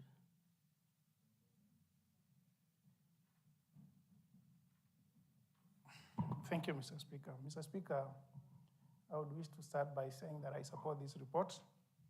Mr. Speaker, I would wish to applaud the committee members and the entire committee, Mr. Speaker, for a very well done job. When you look at the report, Mr. Speaker, you would realize that this report has been well prepared. I wish even to applaud the clerk who was behind this report, Mr. Speaker. Honestly, you look at the findings, right from number 1, Mr. Speaker, all the way to number 20. Very weighty findings, Mr. Speaker. And therefore, Mr. Speaker, that now draws us to the conversation. So now, going forward, this fund needs to be managed. Mr. Speaker, let us not lose the fact or the understanding that this fund should be a revolving fund. And Mr. Speaker, any person that is given this money ought to refund so that the next beneficiary can benefit, Mr. Speaker, because the government is not in the business of lending money. Mr. Speaker, when we talk about a cash-backed loans, Mr. Speaker, is a very dangerous trend, because if I am a borrower and I know there is no collateral attached to my loan, then it means if I default, then the bank proceeds to deduct my proceeds from the cash that is held under lien. And therefore, Mr. Speaker, I can fail to repay, and you will take me nowhere. But therefore, Mr. Speaker, I would challenge the committee and the chair, or through the chair, Mr. Speaker, to look at a regulation or to add something that says, if you don't pay, then these are the mechanisms to recover, either attaching some collaterals or whatever it is, or even chattels for that matter. Mr. Speaker, allow me to draw to your attention, Mr. Speaker, to number 24, finding number 24, that the intention of this fund, which was supposed to support the vulnerable and the community, was abused as salaried public officers of the county government were advanced loans at the detriment of the small business persons, farmers, and persons with disability. Mr. Speaker, honestly, as a house and as a committee, these are people supposed to be called out, Mr. Speaker. They should be named on the floor of this house, because it was wrong, it is unethical, it is a conflict of interest, Mr. Speaker. And number 2, Mr. Speaker, is on finding number 23, which is very crucial, Mr. Speaker. Allow me to read. That the current head of county treasury has not made any attempt to repay money borrowed by a predecessor, Mr. Speaker. And we are talking about 3 years down the line in this government, Mr. Speaker, to pay as you earn and NHIF deductions, as well as money borrowed by other departments. In fact, upon being requested to provide an elaborate plan on how the borrowed money would be repaid, the head of treasury was non-committal and repeatedly blamed the slow disbursement of national treasury. Mr. Speaker, I believe that these are funds that are out there in other departments, and they are not yet budgeted in the current budget, Mr. Speaker. We need to make efforts to ensure that that money is refunded back to the fund as the new MOU or the new regulations, Mr. Speaker, take effect. And therefore, Mr. Speaker, I applaud the committee, and I wish that the House going forward, Mr. Speaker, we will continue to support the committee so that these regulations are adhered to. Thank you. Mover of the motion.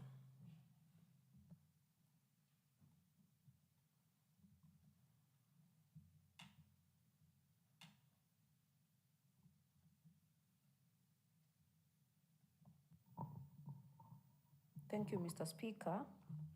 Mr. Speaker, I want to thank all the members who have made valuable contributions towards this report. I don't wish to go to each and every contribution, but the member for Kakowaya has invited us to dig deeper into what happened to the members of the public who bought shares that don't yield dividends when they were doing the NA Microfinance Bank. Mr. Speaker, I had even forgotten about that bank. Mr. Speaker, I don't know what happened, but that bank just died a natural death at some retreat in Mombasa. But we need to find out, because our members of the public invested into this microfinance.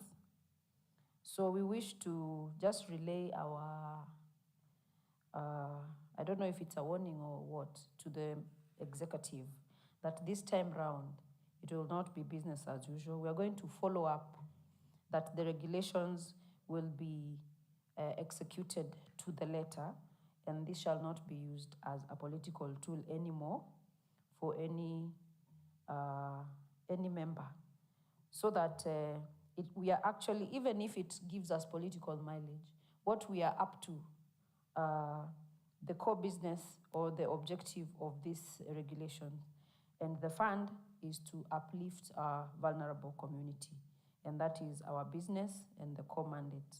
So, Honorable Speaker, the purpose and the objective of the fund is very clear, and we are not going to take any excuses from any person who commits an offense.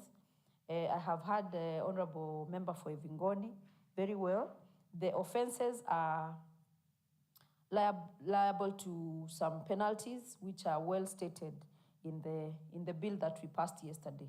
So there will be no hiding anymore for any person who wants to misappropriate this fund or who wants to abuse any clause of the regulations. So I want to invite the members to look at the regulations that have been attached, because we have only read our report and several observations and recommendations, but the regulations are very clear. There is a committee, the MSF committee, which is headed by a fund administrator. The qualities or the qualifications of the members of the committee and the fund administrator and the secretariat are very clear. So this is going to be a very serious fund, Honorable Speaker, and we are happy because our people will only pay a very small amount, the administrative fee, and as long as somebody qualifies, then they can get the loan and uplift their lives with it, their financial, and uplift their economy, so that we can fully uplift the economy of the county ultimately. So, Honorable Speaker, I want to thank the members for the positive contributions and wish that we pass these regulations so that it can help our people to start benefiting from the fund. Thank you. Honorable members, I now put the question that the assembly of the report of the Committee on Delegated County Legislation and the Committee on Gender, Children, Youth, Sports and Social Services on Public Finance Management of the Makueni County Empowerment Fund Regulations, the year 2024, laid on the table of the Assembly on 27th of August, year 2025. Will as many as of their opinion say aye? Will as many as of a contrary opinion say nay? The ayes have it. Honorable members, the Makueni County Empowerment Fund Regulations of 2024 stands approved by this House today at 1641. It will conveyed to the Executive Committee Member for Finance, that of Gender, the Governor, and the Deputy Governor. Further to that, that should be assented to and operationalized. Now, honorable members have raised issues on borrowings that were made and funds were drawn from the Empowerment Fund to other government operations and have not been refunded. This is to direct that Committee on Budgets and Appropriation Committee, you inquire into this borrowing, the way of our responsibility, and provide a report to this House. Because if funds were borrowed from this fund to facilitate pay as you earn, which under the excuse is that there was low exchequer release, then what happened later? That the equivalent of such amount should have been refunded back to the Empowerment Fund. So you have the next 14 days to submit a response and the action the department has put in place to reinstall the fund. Next order.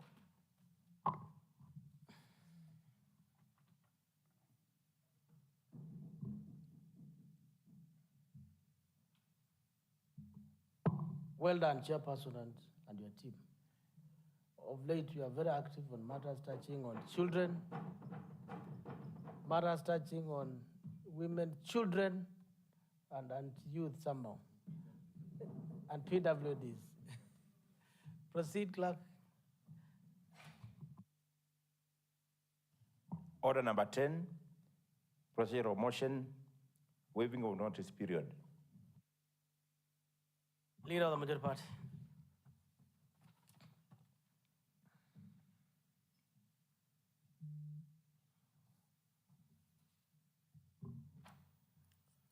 Thank you, Honorable Speaker. Honorable Speaker, I beg to move the following motion, that notwithstanding the provisions of Standing Order 65B, this Assembly resolves to waive the notice period on the motion for the adoption of the report of the Committee on Devolution, Public Participation, County Administration and Special Programs on the vetting of the nominees for appointment to selection panel for recruitment of members of the County Public Service Board, appearing on the order paper under order number 11.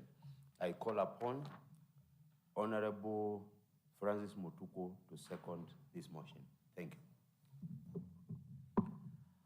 Honorable members, I propose the question that notwithstanding provisions of Standing Order number 60, paragraph 5B, the Assembly resolves to waive the notice period on the motion of the adoption of the report of the Committee on Devolution, Public Participation, County Administration and Special Programs on the vetting of the nominees for the appointment to the selection panel for the recruitment of members of the County Public Service Board of Makueni, appearing on the order paper under order number 11. The floor is open for debate. Mover of the motion. Honorable Speaker, it's my belief that members will support this so that we may have this motion passed today. Thank you. And I'll put the question that notwithstanding provisions of Standing Order number 60, paragraph 5B, this Assembly resolves to waive the notice period on the motion for the adoption of the report of the Committee on Devolution, Public Participation, County Administration and Special Programs on the vetting of the nominees for the appointment to the selection panel, recruitment for members of County Public Service Board, appearing on the order paper under order number 11. Will as many as of that opinion say aye? Will as many as of a contrary opinion say nay? The ayes have it. Next order.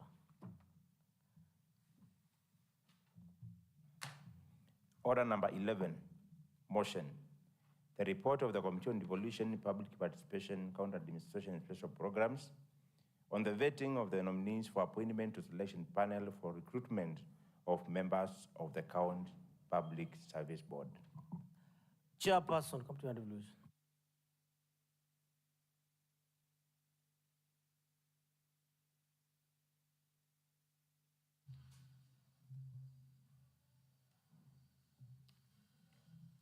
Thank you, Mr. Speaker, sir. Mr. Speaker, sir, I beg to move the following motion that this Assembly adopts the report of the Committee on Devolution, Public Participation, County Administration, and the Special Programs on the fittings of the selection panel for the recruitment of the members of the County Public Service Board, laid on this table today, 27th August 2025. Mr. Speaker, before I go into the report, I would wish to congratulate also the Chair for Gender for the good work which you concluded. And Mr. Speaker, given the magnitude of the importance of this report and the interest it has to the public, that's why you have seen I've moved from where I usually sit to the central part. I would wish to clarify on who are the members of this committee so that it can go to the public dominion, the people who have made the decision, who have actually handled the matter of the selection panel. The committee members are as follows. Honorable Bernard Mutua Tivu, who is the chairperson. Honorable Sharon Mweni Mutinda, who is the vice chairperson. Jonathan Musyuk Mudoka, myself as a member. Jackson Dolo, as Honorable Jackson Dolo as a member. Honorable Ruben Kavai, member. Honorable Cosmas Mutunga Kaleli, member. Honorable Justus Mwema Mwanzia, member. Honorable Jonathan Mwaniki, member. Honorable Josephine Mwasa, member. Honorable Joseph Bindio, member. And the Honorable Dennis Musyoka, member. Those are the honorable members who have been able or were able to sit and fit the selection panel, which is going to be charged with the commitment of giving the people of Makueni County Assembly the County Public Service Board within 35 days. Mr. Speaker, sir, pursuant to the Section 58A, subsection 1 of the County Government's Amendment Act 2020, His Excellency the Governor of Makueni, Honorable Mutula Kilonzo Jr., filed a letter referenced GMC, GVN, ADM, CA, 25, subsection 40, annexed 1 in this report, dated 11th August 2025, nominated and forwarded names of the following 5 nominees for the selection panel for recruitment of the County Public Service Board members. The names of the selected were as follows: Joshua Nzau Kimuyu, who is a male and actually selected the position of chairperson. 2, Penina Ngina Mutuku, female. ISPAC representative. Robert Mwe Kisula, male. Private sector. Pauline Katwele Kitenge, female. Advocate or representative of LSK. And then Daniel Mbune Mudoka, who is actually a male, to represent the Workers' Union. The Honorable Speaker conveyed a message regarding submission of names for approval to selection panel for recruitment of members of the County Public Service Board on 11th August 2025 from His Excellency the Governor, and committed to the Committee on Devolution, Public Participation, County Administration and Special Programs for vetting and reporting to the Assembly within 21 days. Pursuant to the provisions of Section 7 of the Public Appointments or the County Assembly's Approval Act 2017, the Standing Order number 217, subsection 1, the committee resolved to vet the nominees to ascertain qualification and compliance with the provisions of Chapter 6 of the Constitution of Kenya 2010. The Assembly placed an advert in the Standard newspaper dated Friday, August 15th, 2025, which is annexed in this report as part 2, notifying the candidates and the public of the vetting exercise and inviting submissions from members of the public in support or against the nominees. I will repeat that part. Inviting the members of the public in support or against the nominees. By the time of vetting the nominees, the committee had not received any memorandum from the public.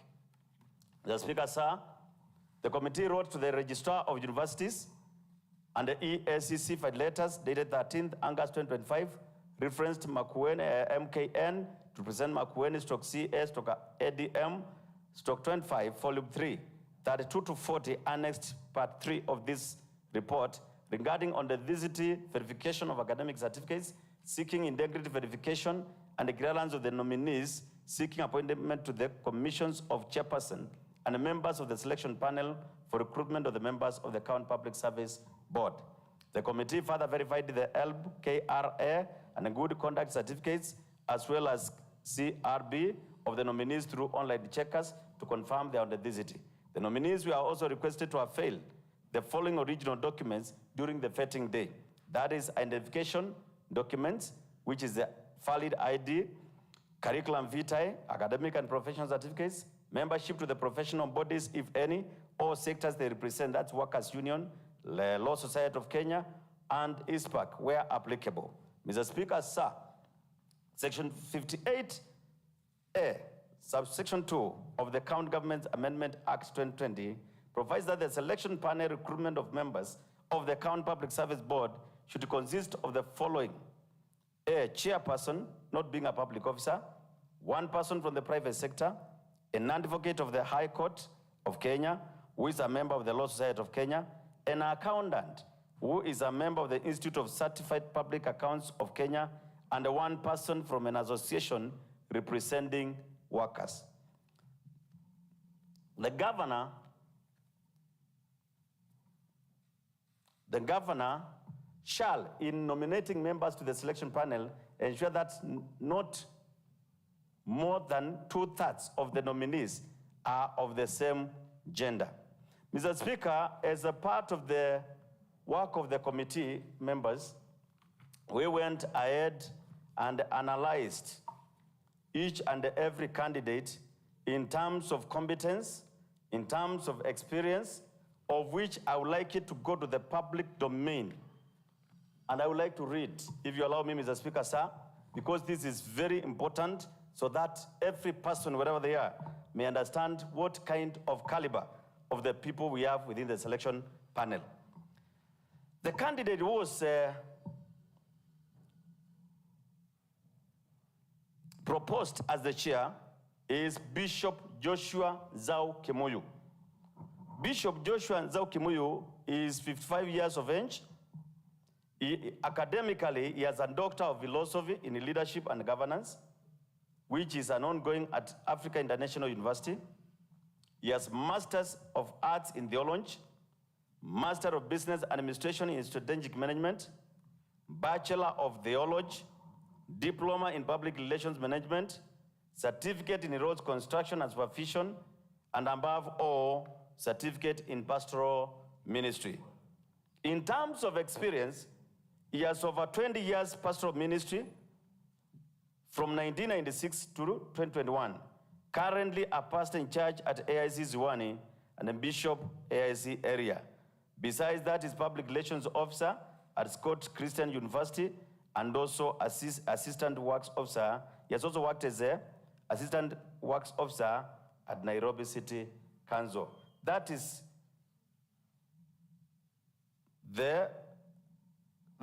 extracted from the CV which he gave to us. The second candidate is Penina Ngina Mutuku. Penina Ngina Mutuku, she is 45 years of age. Academically, she has a Bachelor of Commerce from KCA University. She did a KCSC in 1997 and a KCP in 1993.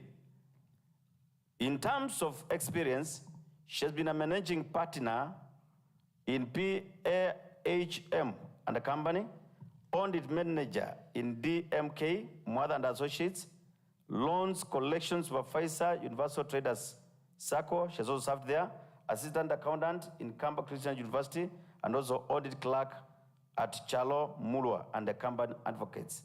Besides being a qualified or certified person in auditing. The third member is Robert Kisula, Mwe Kisula. Robert Mwe Kisula is 60 years of age. Academically, he has Masters in Management and Organization Development. He has Bachelors of Science in Agriculture. He's formerly from Jiris High School and also Masi Secondary School, having scored Division 1 by then, which was one of the key high qualifications of secondary school attainment. Besides that, in terms of work experience, this is one of the candidates who had the longest work experience one could be able to think of. One, he was chief of party in USAID Ostawi, which was somehow discontinued by the President of the United States of America, Mr. Trump. He has also served as the ECM, Makueni County Departments of Devolution, Water, ECM. Makueni County Departments of Devolution, Water and Sanitation, Agriculture and Irrigation, and also on Gender, Children and Social Sciences by then.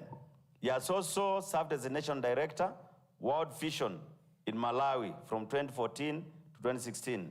He has also served as a team leader for Northern Uganda, World Vision, Uganda, and acted as a director for HEA On Grants Division from February to December 2008. He has also been a National Director for World Vision Kenya, 2006 to 2007, Deputy National Director, World Vision Kenya, 2005 to 2007, Director of Ministry of Quality and Resource Acquisition within World Vision Kenya, 2003, 2005, National Design Monitoring and Evaluation Coordinator, 2002, 2003, National Food Security Manager in World Vision Kenya, Program Officer in Relief and Rehabilitation Program in World Vision, Program Coordinator for Tharaka D.I. Mwingi District within Action Aid, 1998 to 2000, and then Project Officer for Monitoring and Evaluation within Action Aid Kibwezi. He also joined Action Aid Kenya as, I think, Deputy Assistant, as a Project Assistant in Food Security Sector. That is from 1992. The fourth candidate is Pauline Katwele Kitenge. This is aged 41 years. Academically, she has a diploma in international financing. This is an ongoing certificate in leadership development program. She has a master's degree in law from University of Nairobi. She's also a certified advocate of the High Court of Kenya, postgraduate diploma in advocate training programs. She's a CPA holder, section 1 and 2. She's a bachelor's degree in law from University of Nairobi, and also she went through Sacho High School, where she scored A- by then. In terms of experience, she's the managing partner for PK Kitenge and Company Advocates, an associate FN and Jancha Company Advocates. She has also worked with she has also worked as a freelancer advocate of the High Court of Kenya. She has also worked as an independent research consultant. She also worked as manager special programs and partnerships, county track or info track research and consulting. She has also served as assistant manager, public policy and governance, research division, info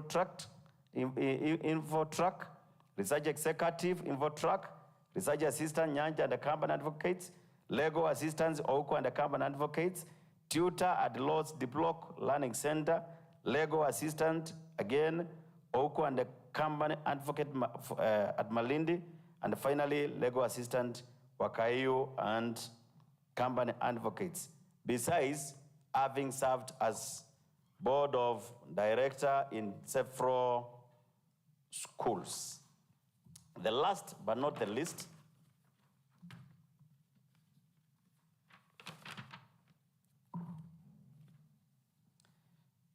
Mr. Speaker, is Daniel Bunge Mudhoka, who is 48 years and actually nominated to represent the Workers' Union. Academically, he has certificate in business management from KIMS Machakos. He has also KCSE Ngomano Secondary School, KCP Zaikon Primary School, certificate clerical officers 2012. Besides others. In terms of experience, he has worked for Southern Palms Beach. He has also worked for Sarova White Sands Beach. And at the moment, he has also worked as the Ministry of Interior and the Coordination of National Government up to today, and is a leading leader in the Works Union fraternity. Mr. Speaker, having read all the credentials of these members, upon committal of nomination of the committee, the committee held one preparation sitting, 5 vetting sittings, and 2 report writing sittings to consider the matter. The committee objectives. The committee, having considered the curriculum vitae, academic testimonials, and having conducted the vetting exercise, made the following observations. All nominees complied with the provisions of all requested documents during the vetting exercise. 2, all the nominees had the prerequisite knowledge in their line of specialization, and were able to express themselves explicitly during the vetting time. 3, the nominating authority complied with the provisions of Section 58A, subsection 3 of the County Government's Amendment Act 2020, which provides that nominating members to the selection panel and ensure that not more than 2/3 of the nominees are of the same gender. 4, Bishop Joshua Nzau Kimuyu qualifies for nomination as the chairperson of the selection panel for recruitment of the County Public Service Board. And finally, Ms. Penina Ngina Mutuku, Mr. Robert Mweke Siula, Ms. Pauline Katue Kitenge, and Mr. Daniel Bunge Mudhoka were qualified for nomination as members of the selection panel for recruitment of the County Public Service Board within their respective representative areas. The committee recommendations. The committee recommends that this assembly approves the nomination of Bishop Joshua Nzau Kimuyu as the chairperson to the selection panel for recruitment of members of the County Public Service Board following his successful response during the vetting process. And also the committee recommends that this assembly approves the nomination of other members, that is Ms. Penina Ngina Mutuku, Mr. Robert Mwekisula, Ms. Pauline Katue Kitenge, and Mr. Daniel Mbune Mudoka as members to the selection panel for recruitment of members of the County Public Service Board, given that they were all able to satisfactorily meet all the expectations as per the advertised positions, as well as successful responses of the vetting questions on dynamics. Acknowledgement, Mr. Speaker, sir.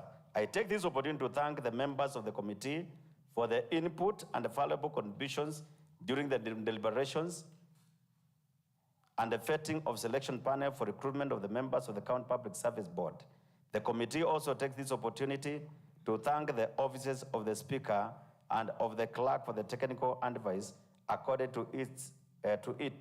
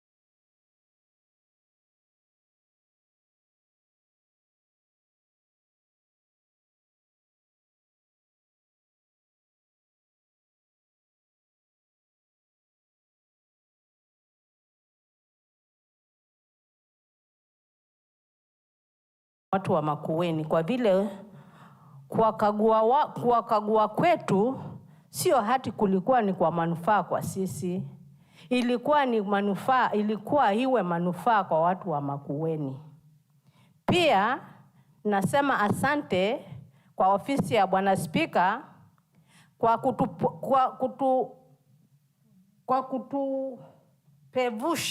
kutupevusha akili sisi wana komiti wa devolution, wakati ule tulikuwa tunaendelea na kuwakagua hao waliokuwa wakitaka, hao waliokuwa wanahitajika kwa hiyo panel. Pia tunasema Makueni County imepata watu wazuri. Kwa nini? Sababu yule aliyekuwa chini kwa umri alikuwa na miaka 45. Na yule ambaye ndiye alikuwa anastahili kuwa ndiye alikuwa tunampitisha kama chairman alikuwa na miaka 58. Kwa hivyo hawa watu wote ni wamepevuka akili. Mimi nasimama na kusema ninaiunga mkono hii hoja. Asante Bwana Spika kwa kutupatia uwerevu mwingi wakati ule tulikuwa tunaendelea na kuwakagua. Asante. Mover of the motion. Mr. Speaker, sir, I take this opportunity to thank all the honorable members for the unanimous support of the report.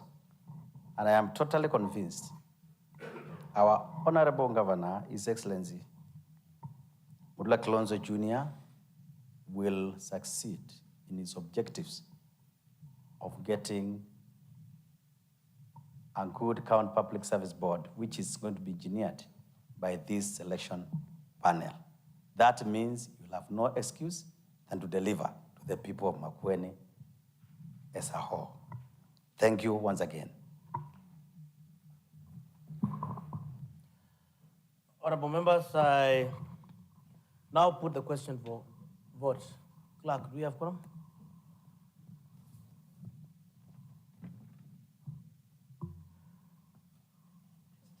I now put the question for vote, now that we have quorum, that this assembly adopt the report of the Committee on Devolution, Public Participation, County Administration and Special Programs on the vetting of the nominees for the appointment to the selection panel for the recruitment of members of the County Public Service Board laid on the table of the Assembly on 27th of August, year 2025.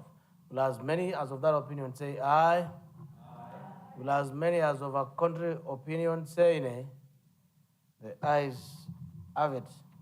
Honorable members, I direct that the report as approved by the County Assembly to be prepared by the Office of the Clerk and be conveyed to His Excellency the Governor for onward execution. Honorable members, as you may recall, we had moved a motion to extend the sittings up to 5:30. It's now 9 minutes to 5:30. The next business that we would have considered is the Committee of the Whole Assembly, the third reading of the tax waiver bill. And 9 minutes would not be sufficient to canvass the Committee of the Whole Assembly business and the third reading. In view of this, all the business appearing in the order paper is hereby deferred to the next sitting. Honorable members, time now being, before time, honorable members, we have resumed your seats. We have the last motion.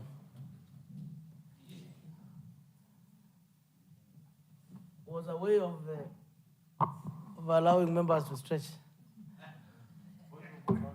What is your point, Governor? Personal statement. And Honorable Speaker, you directed that the member of Bunge should be in this assembly today so that you may make a ruling. Honorable Speaker, I request for your directions on the matter. Indeed, that is true that Honorable Kisungi wrote on a personal statement on allegations made against him by another member, that is Honorable Katumo. I did direct that the member for Thange Ward be in house today at 2:30 so that we can respond to the issues raised. I cannot, that the member is not in the house. And honorable members have further directions to make. The personal statement by, or for Honorable Gisungu Katete on allegations made against him by Honorable Eric Atumo, hereby directed to the Committee on Powers and Privileges to inquire into, investigate into this matter, prepare a report, and table it to this house. We would have conversed the business here, but then the matter is escalated because the member has not shown up as was directed to do. So we can't wait further. Next order.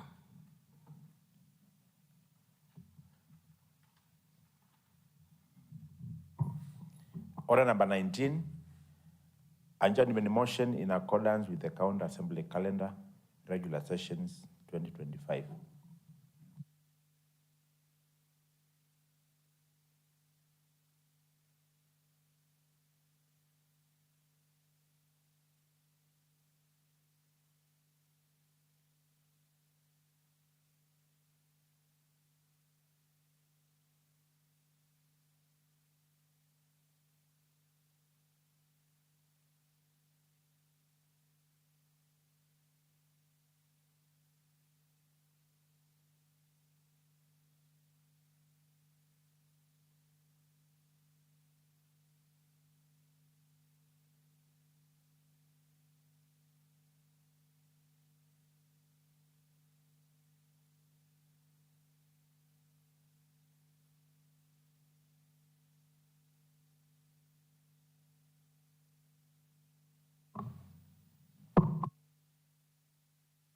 Leader of the majority.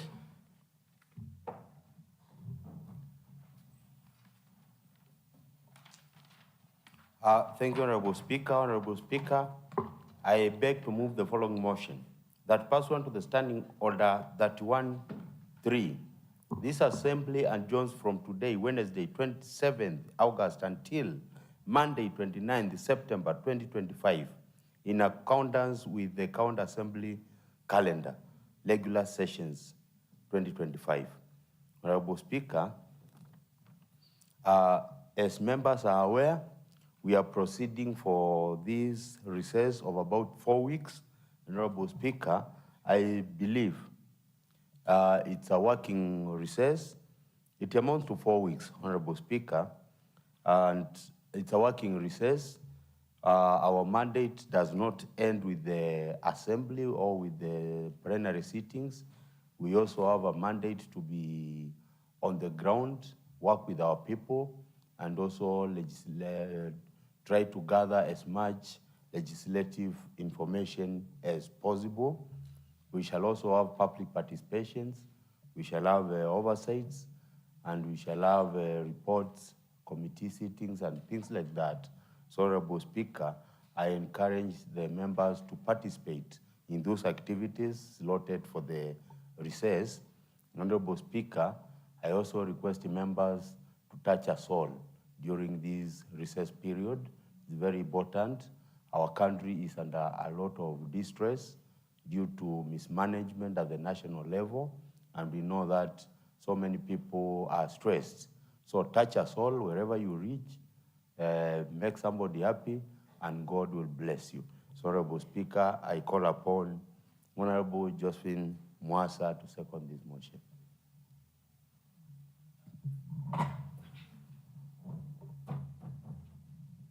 I stand to support. I stand to second the motion. Sorry, I'm very sorry.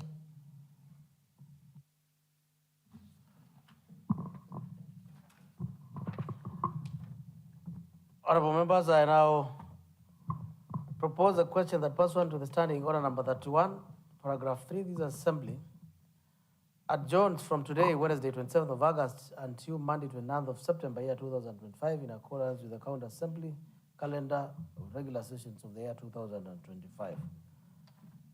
Floor is open for debate.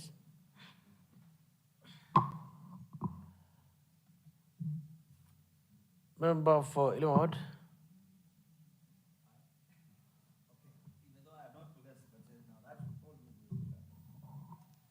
I think I support the motion because failing to plan is planning to fail. And this is according to the plan of the House.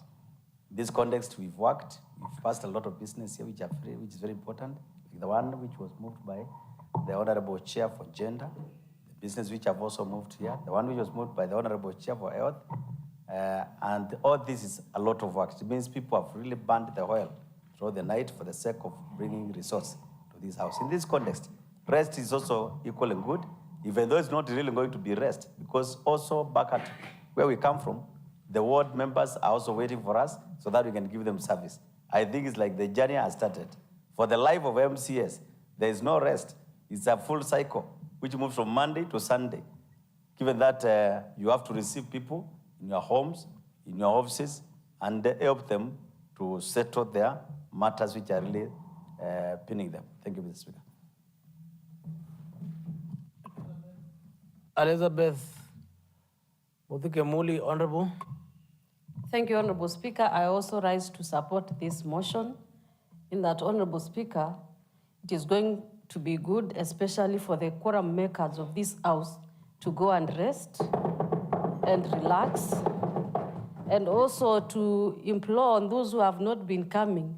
We will persuade them so that as we resume, they can be agitated to come and join us in performing the duties of this county government. Thank you. Any other member?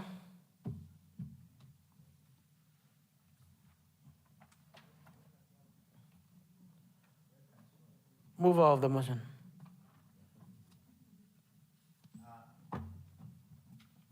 Thank you, Honorable Speaker. I thank the members for supporting this motion.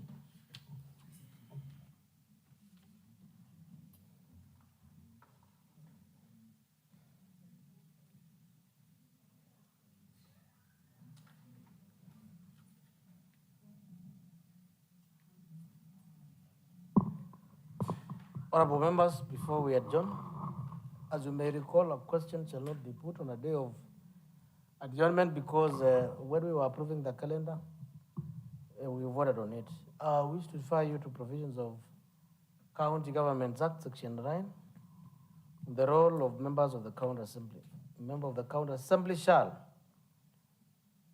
maintain close contact with the electorate and consult them on issues before and under discussion in the County Assembly. If you are not in the Assembly,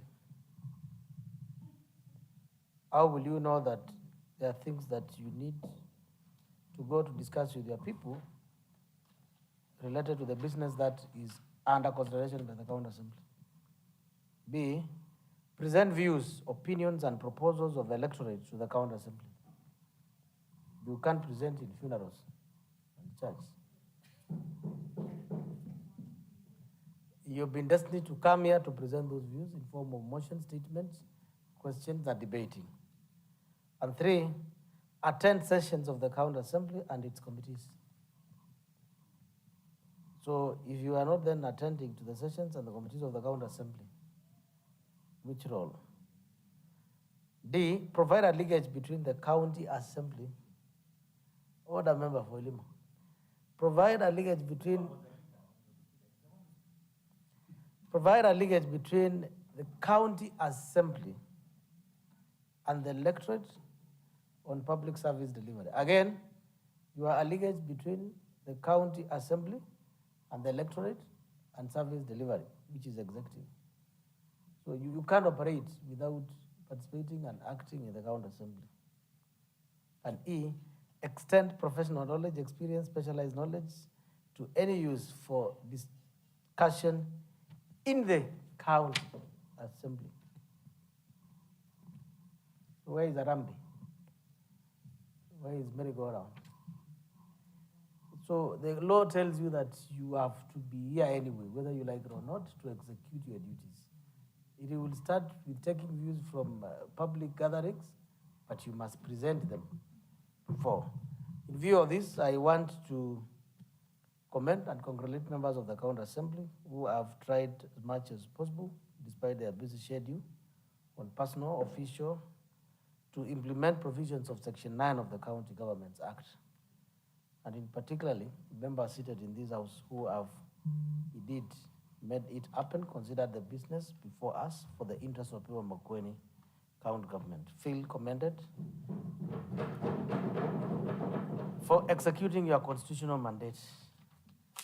Honorable members, time now being 17:30 hours. This assembly stands adjourned until Monday, 29th of September, year 2025 at 14:30 hours.